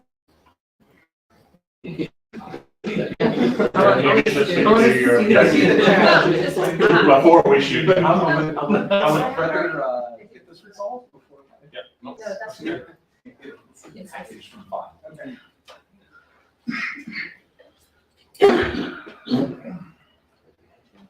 All right. So there's the motion that Ms. Prather just made. So, point of order, Unless it's got John's name on it. Yes. since the mover of the motion verbally stated she already accepted those changes prior to making the motion and giving it to the body, do we even need this? In other words, the motion that she made already included those Correct, technically. because she said it. It's just mainly clarifying However you points in wanna- the motion. Yeah. Motion still could just read. All right, let me ask this, is there any objection to those things which are listed here that she just added? Any objections? Well, it wouldn't be an objection because it goes to the proposal. Right, I know that, I'm just, because otherwise people might want to pull those back out, so, okay.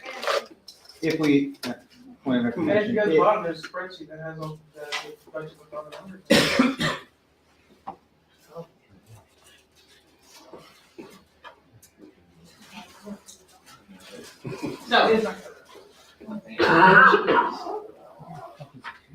So, I mean, technically now we have to amend. Point of order, Madam Chair. So if we're going with the one that's on the screen, Yeah, I've absorbed that. I accept that. That's the budget. That's the 2023 Okay. budget She did it proposal before that she I'm moved the moving to motion, so I adopt think and we're good. authorize. yeah. Okay. For the motion. so the motion that was on the screen is basically what we're doing. Madam Chair, point And, of order. hang on one second, there was, objection That's to what I was adopting that. thinking too. Go ahead. And so do we need anybody, do you need to speak any further to this? I don't know what their objection is. Okay, but you don't need to speak anymore to your motion specifically. Mr. Townsend, I have you first on the list. to Yeah, speak. for a question, in the, because I was gonna ask about liability insurance, with the way everything's been going up, do you think that that's an okay amount? Or, do you, in your opinion, think it would be wise, since it's going into the next year, to raise it a little bit to accommodate for inflation? I'll actually answer that question. As I recall, you did this last time. Right, because. We have been typically paying about $1,000 a year. Right. And then that we, I think, Correct. those things that Because it you was stated. convention. I think we wound up only paying again just over 1,000, Right. but I definitely would not want to take it back down to 1,000. Given that we are now, we don't have employees, but we are now dealing with like paid staff and, things like that, I definitely would take your recommendation. However, I don't know that it needs to be above 12 because we still haven't gone that far. And in fact, we're about to start doing negotiations with the insurance company and possibly even keeping it less. Well, I mean, But your point is very well taken. well, my point is because I've noticed, with a number of people that I've interacted with, their insurance has gone up, like up.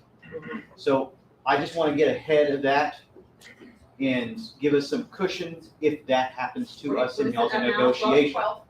You know what that way you don't have to come back to us and say, we need to get this approved, Okay, thank you for that. That's, But that was my question is. in your Honestly, when it comes to stuff like that, it's not gonna be that much of a change. That's the reason, that's part of the reason why the discretionary budget is there. It's to be able to be there to catch anything if we have unforeseen cost circumstances with a service or like that. We've done that several times this year. We did it several times last year. Discretionary is important. It's not free funds, so don't think of it as such. But the reason why I bring it up just to line item that for the liability insurance is the sense that it's there if we need it. And we don't have to rely on the discretionary. Yeah. Right. I would actually feel comfortable leaving at 12 this time. We will, we do the renewal in January, and I will, eat my hat if we have to come back.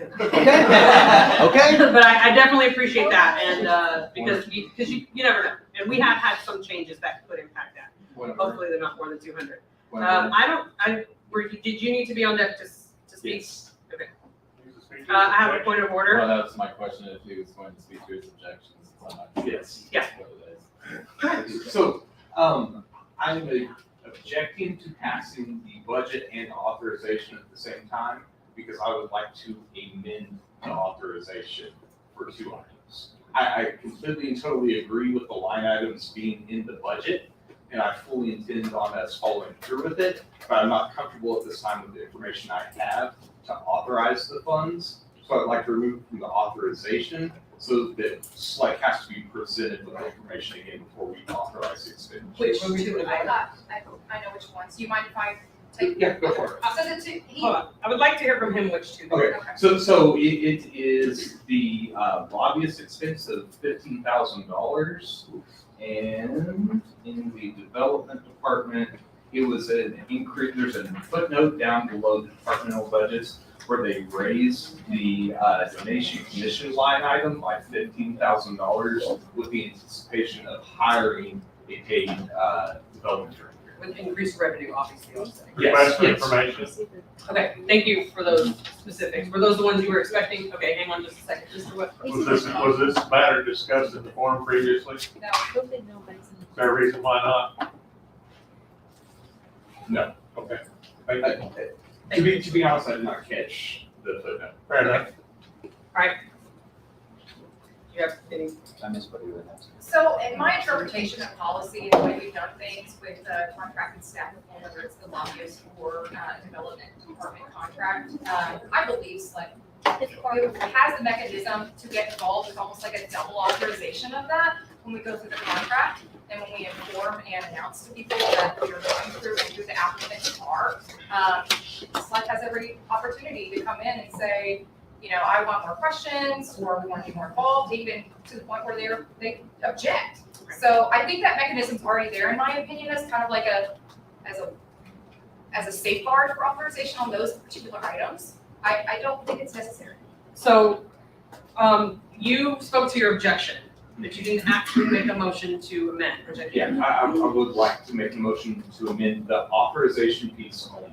Do you have language? that we can give I to can the- give language, or I can send it to the secretary if you prefer. Yeah, I do have language that I think would, make this one smoother. I'm amenable. So while you're typing up your language, I would like to move to divide the authorization and the budget into two separate parts. There you go. Okay. Okay, so. And I would like to take up the budget first. I think we do that anyway, because it's in that order. It can be specified, I'm just saying. All right, so to divide, I don't have that many. It was seconded, we have a motion to divide, the budget from the authorization, it has been seconded, is there any objection to that division? Okay, and it is so divided, we will take the budget one first. Progress. All right, so the budget has been moved and seconded. The only objection to the budget was the authorization. So I interpret that as no objection to the budget. Is there anyone who objects to the budget as presented? To the budget?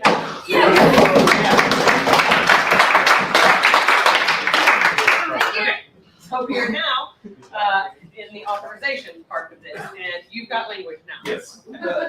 So specifically, I moved to strike the lobbyist expense of $15,000 from the authorization. Don't second yet. I don't know if that's in order. It's not. Help him out. Okay, so I'm just thinking if maybe it should be structured like, the 2023 budget expenditures are authorized with the exception of. Yes. Point of order. There's two, so. So, I'm gonna say, Carter, I'm really Right, sorry. we're trying. Yeah, I'm really sorry to do this because I generally agree with what you're doing. I don't know if the lobbyist part is in order for us to divide out, because since it was done under special project, that doesn't really go through us. I don't think that's true. Is that not true? Okay, well then Now, I'll. that special fund does have to have authorization from Slec to spend any money from that fund. Right. The only fund, special fund that has emergency authorization that does not require Slec is the legal defense. That is. And never mind. Okay, do you have things to say? No. It's gonna take us too far off. Okay. All right, so at this point, we have a motion to, we're gonna have to work on this wording, but, and I'm not making this motion.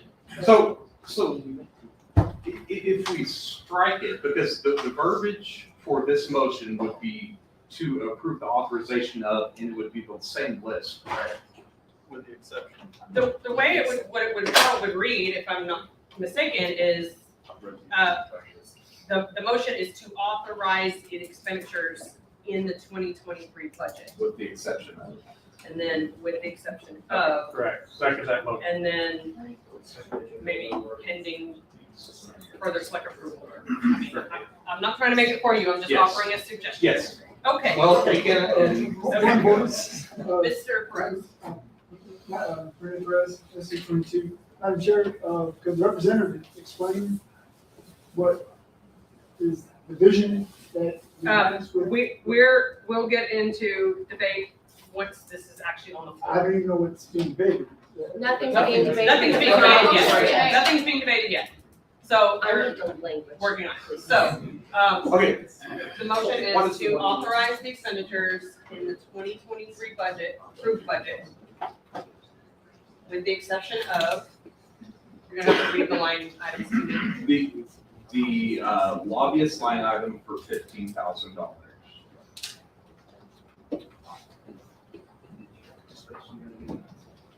And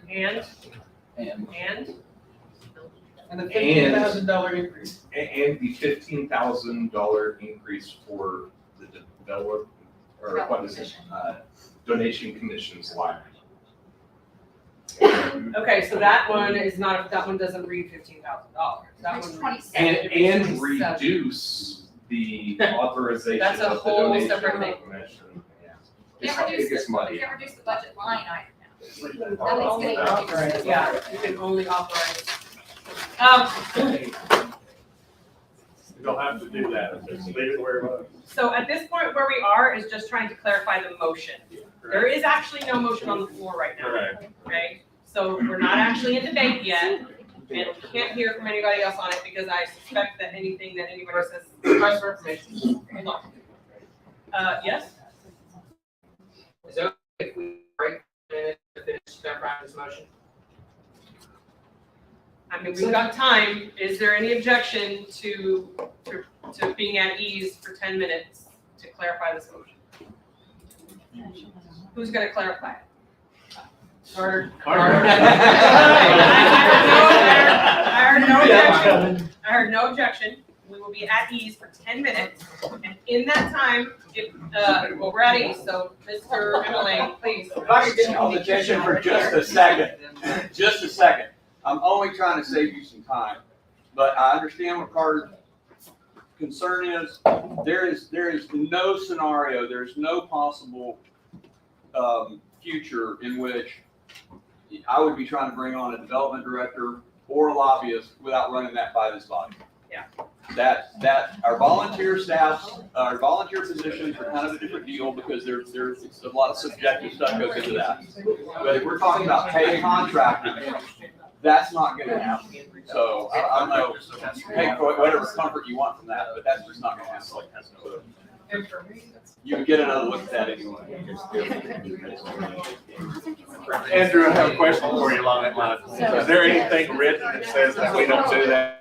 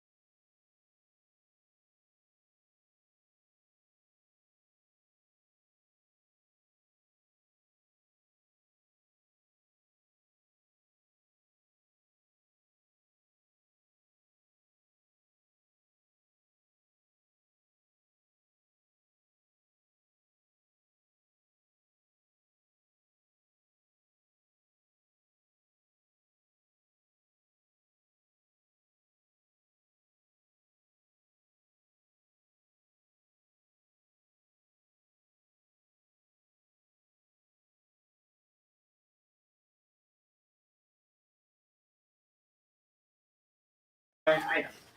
That is the amendment being offered. Can you zoom in, please? Second. It has been seconded. Is there any objection to this amendment? Yes. I hear objection to the amendment. Now, Mr. Fanning, can you please speak to your amendment? Yeah, so, and sorry for the word salad and not being more prepared, so my apologies for wasting time with the body. But the reason I want to do it this way is because it's two positions basically that we're paying for from those two separate funds. One is for a lobbyist, one is for a paid development director.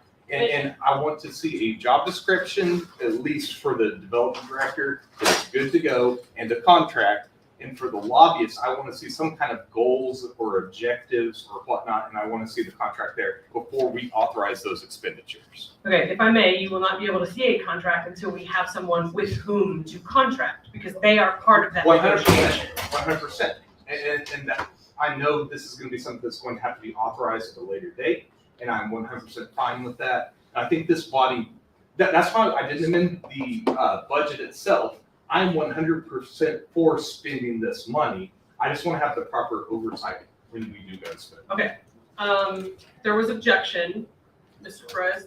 Yes, so this is the kind of oversight that we need to get away from that Pat Dixon wrote about in the book, Primary Screen Out.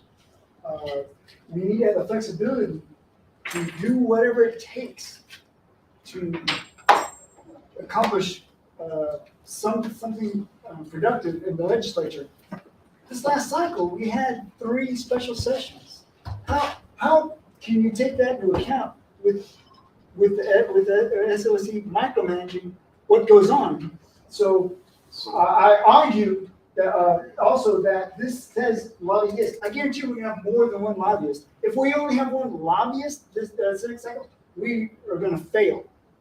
We need more than just that. So this is an example of micromanaging. This should be thrown out into the fold. Hang on. And I don't want to get into like a back and forth between the two of you, so I've got other people, I'm putting you in the list, but I'm gonna let a couple other people go. I have Ms. Prather.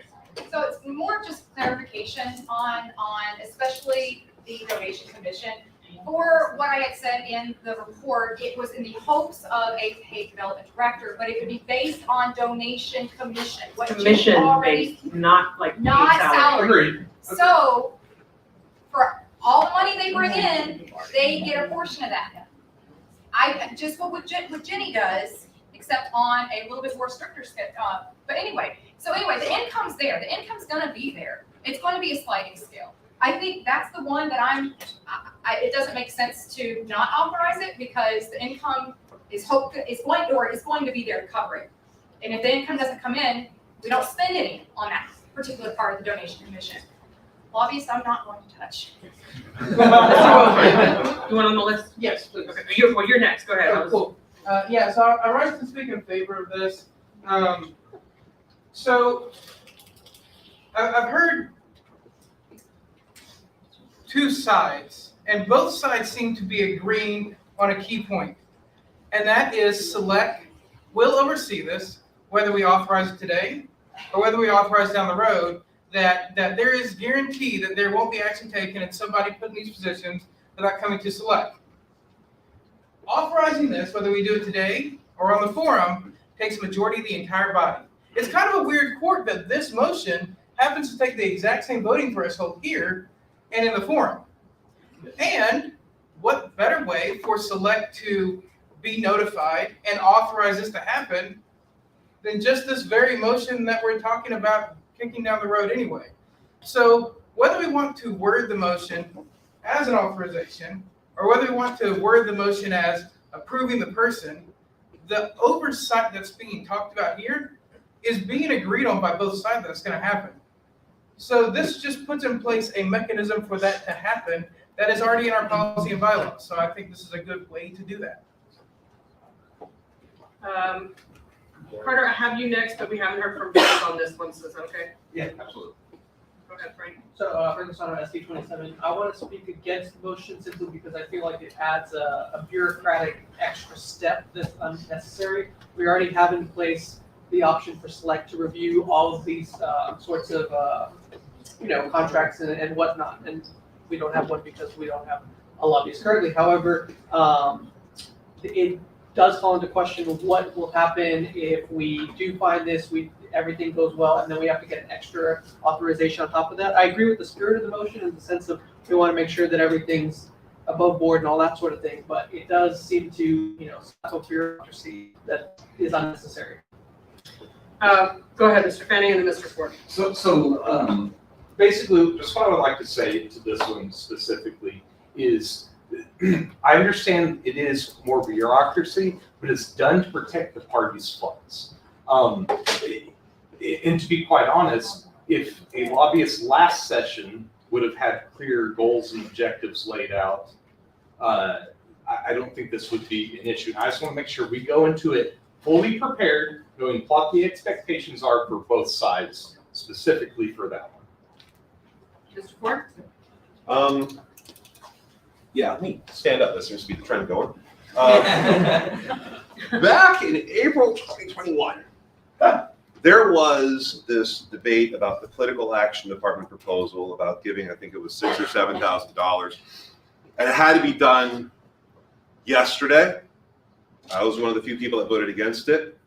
The folks who did vote in favor of it were like, we want a report, we want a complete, autopsy. We want to know what happened, where the money was spent. And again, I'm kind of used to being one of the few voices that vote against certain things. And I had to take a step out because of personal business. I'm just wondering, did we ever get the report on the $6,000, $7,000 that was spent that we were promised? Was it 6 or 7? 6,000? So I'm personally in favor of this, but I'm also remembering lessons from the past. Thank you. Mr. Garza? And Mr. Wilford? I move to call the question. Thank you. Question has been called. Second. And seconded. Is there objection to calling the question? Hearing no objection, we will proceed to a vote on this amendment. Remember, this is an amendment. The main motion is to authorize the expenditure of the 2023 budget. This is an amendment that we're working with right now. Simple majority. Yes, correct. Simple majority. So, all in favor of this amendment, raise your hand. All opposed? Motion passes. All right, so the amendment passes. It is now the main motion. But only that question was called. So now we are in debate over this motion. I would like to move to call the question. Thank you. All right, the question has been called, seconded. Is there objection? Objection. Okay, I hear objection. All right, so, this has already been spoken to. Mr. Perez is objecting. Would you like to go ahead? He's objecting to calling the question, so we. Oh, okay, there we go. So, yes, there's an objection to calling the question, so we'll proceed to a vote on calling the question, which requires 2/3 to pass. All in favor of calling the question, which ends debate on this, raise your hand. Opposed? Debate is ended. The question is called. We'll proceed to a vote on this motion, which is to authorize. Yes. I move for a roll call vote. So. All right, wait, is it 10 or 10%? 10%. Okay, so, since the chair is not the one asking for the roll call vote, you're gonna have to get 5 people or more? No, 6, right? Yeah, 6. I'll do it. So I've got Garza, Wilford, Dooling, who else? Bill? Townsend. Right, that's 4. So, not doing roll call. So at this point, all in favor by show of hands, all in favor of this motion, raise your hand. All opposed? Motion passes. So we have an authorization for the 2026 expenditures with those 2 exceptions, which we will be addressing again very soon, I'm sure. Y'all. I'm confused. We are too. We have, yeah, the budget is done. Yay! Hey, Jack, I'm here with you, buddy. You did the thing that you came here to do today. All right, so, man, that actually brings us to the end of our agenda with a couple of exceptions, and we are an hour, we're an hour early. So off brand. Oh, boy. Kevin, look what time it is. I know. It's almost time. Let's see what we can do here. All right, so the next thing is just announcements. This would be an opportunity for Slec members who have any announcements to make. There is still public comment time for anybody in the gallery who wishes to speak before we leave. The announcement I will go ahead and make, because I think I forgot to do it last time, is our next meeting is scheduled for February 25th. And as Jody mentioned earlier, she's off now getting ready for tonight, but as she mentioned, she hopes to have the location lined out, or at least like in our last, decision-making phase, like within 2 weeks from now. So that is what we are aiming for. Any other announcements from Slec? Mr. Wilford? So if you came here to get a booth in a box, Joe, can you coordinate? Sure. Okay, get with Joe and pick up a booth in the box. You said February 25th? And I will be getting with you, or one of the affiliate team will be getting with you later to get the vertical banners to you. So that's all I have. All right, Kate? It's a personal announcement. Joseph and I are finally going to have a wedding after almost 4 years.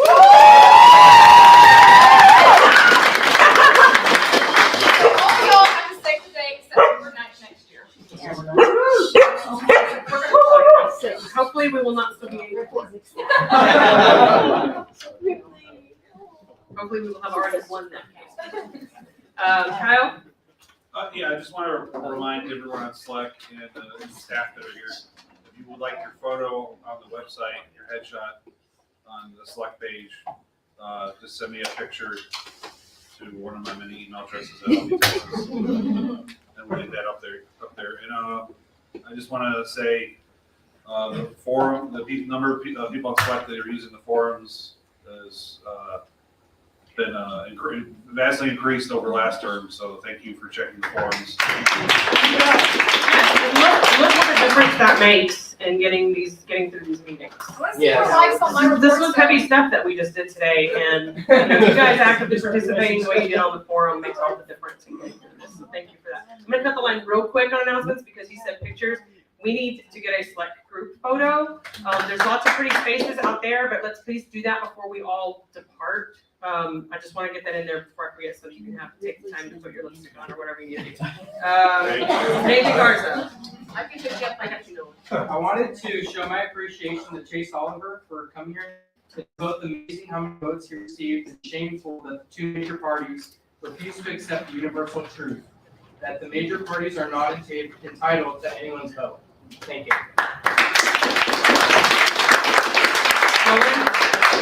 Let me get up for this one.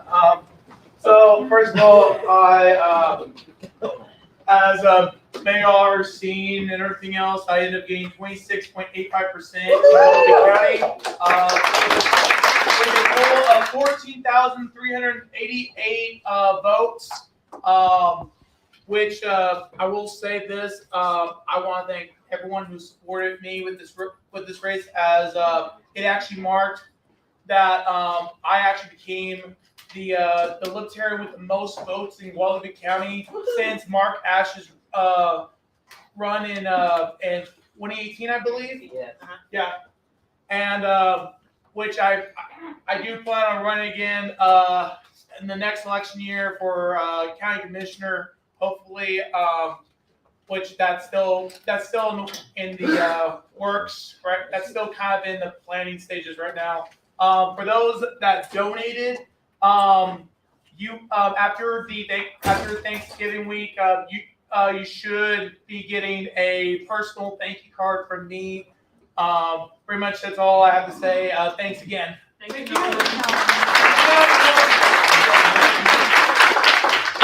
I also want to thank each and every one of you who supported me in my campaign. A lot of people in my county did, but I especially want to thank those of you who came from outside the county, from other parts of the state, who donated, but also who put your boots on the ground to help out with this. When Frank was presenting his vision for selecting those races and picking the right candidates for those races, I hope that we all continue to do that. I plan to do that myself to support our candidates statewide. We need, especially in those smaller counties. I come from a larger county, obviously, but those smaller counties where they don't have that core group of people who are locally based, but they're in winnable races. We all need to band together. So I'm gonna be leading that charge as much as I can. But again, I just wanted to extend my deepest gratitude to those of you who did support me and other candidates in the race this year.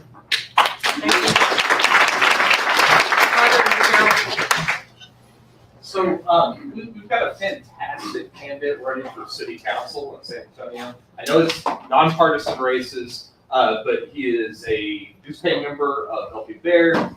He went to convention, so he's a member of the state party as well. Not sure about his donation status, but I'll fix that either way, I promise.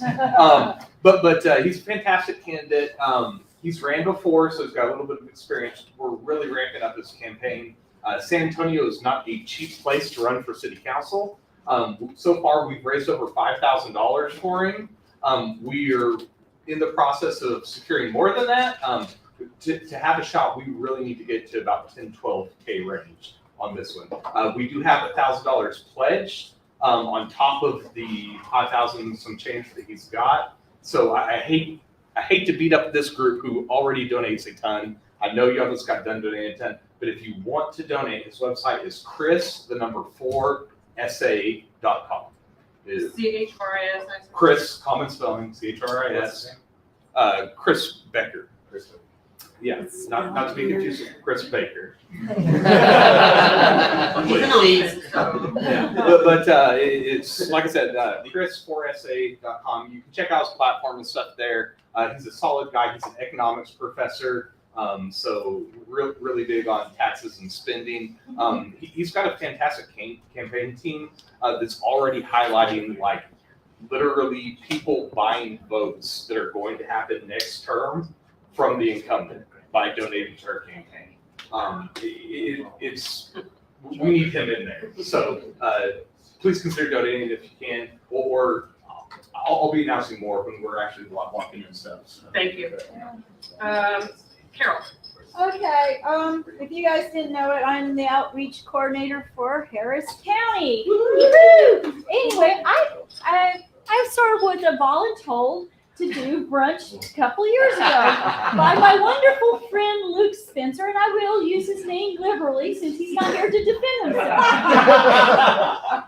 So we've been doing brunches, and we always have interesting mix of people. Sometimes we have former members of the LP come by. Sometimes we have visitors. I had a young couple that came last time, and we had a nice conversation. And then I was informed by my wonderful secretary of our county party that we should have it in Katy. Well, guess what Katy, Texas is? It has 3 counties running through it. So I'm making it a tri-county invitation open to Fort Bend and Waller. Open to everyone.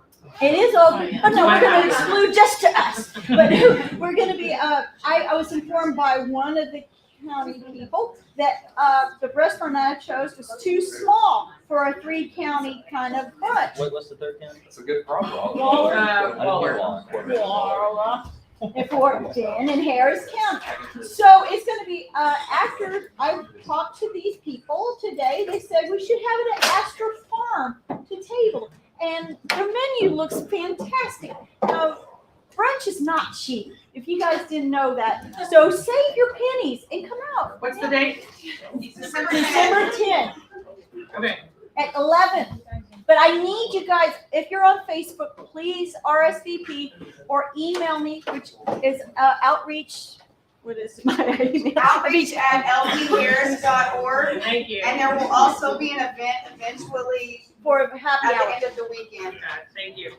I also want to thank, as part of my tour announcement, because I heard you stuff. Thank you. My wonderful secretary. Amanda, for running the camera today. Thank you so much.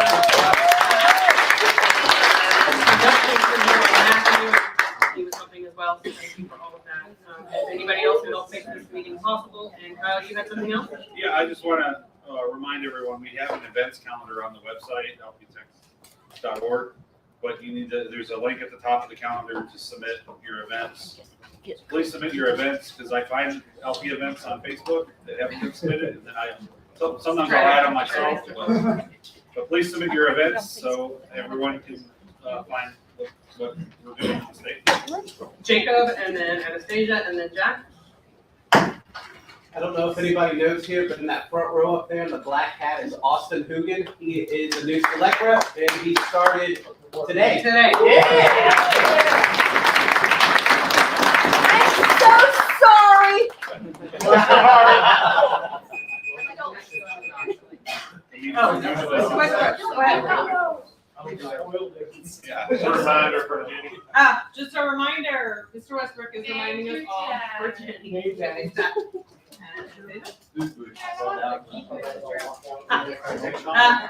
Anastasia has moved to adjourn. Always in order and not debatable. There is an objection, so we will vote at this time on adjournment. So all in favor of adjourning. But adjourning to where we're gonna take a picture. Public comment. Oh, sorry. Oh, yeah. We are missing public comment. So yes, it's motion to adjourn. All in favor, raise your hand. All opposed. That does not pass. Public comment. Okay, so we are now in public comment. Anybody in the gallery, any visitors today who would like to say something? Yes, Dave County Care. Yeah, so just real briefly, I want to say thanks to everybody who stuck around at lunch and listened to Danny Miller speak. I think he gave an interesting presentation and there were some good questions. If anybody's interested in signing up to be a supporter of the Texas Nationalist Movement, and that doesn't involve money, it just means that you support the idea that there should be a referendum. I'm happy to sign you up. We have 430-something thousand supporters across the state at this point. And those are people who are going to get like a weekly email about events that are coming up. When the session starts, there's going to be emails about lobby days, and call your representative and tell them that you want this bill to come to the floor and be voted on and all that kind of stuff. So here's some sign up for that. Just come and see me. I've got my computer and I'd love to sign up to anybody that's interested. Thank you. I want to thank all of you for supporting me in my campaign in Blanco County. I achieved 28%, and I got money from some of you that I don't even know. It's a small county, but it still takes a lot of work, and every penny counts. So I really do appreciate it. I want to thank everyone who's created for being involved in the ballot board discussion. Oh, yeah. We're getting noticed, guys. Like, Yes. this is doing really well. Thank you. Thank you on that too, and hopefully we'll have things, Liz, you're involved in that, helping other counties figure out how to do it. It's a hot mess.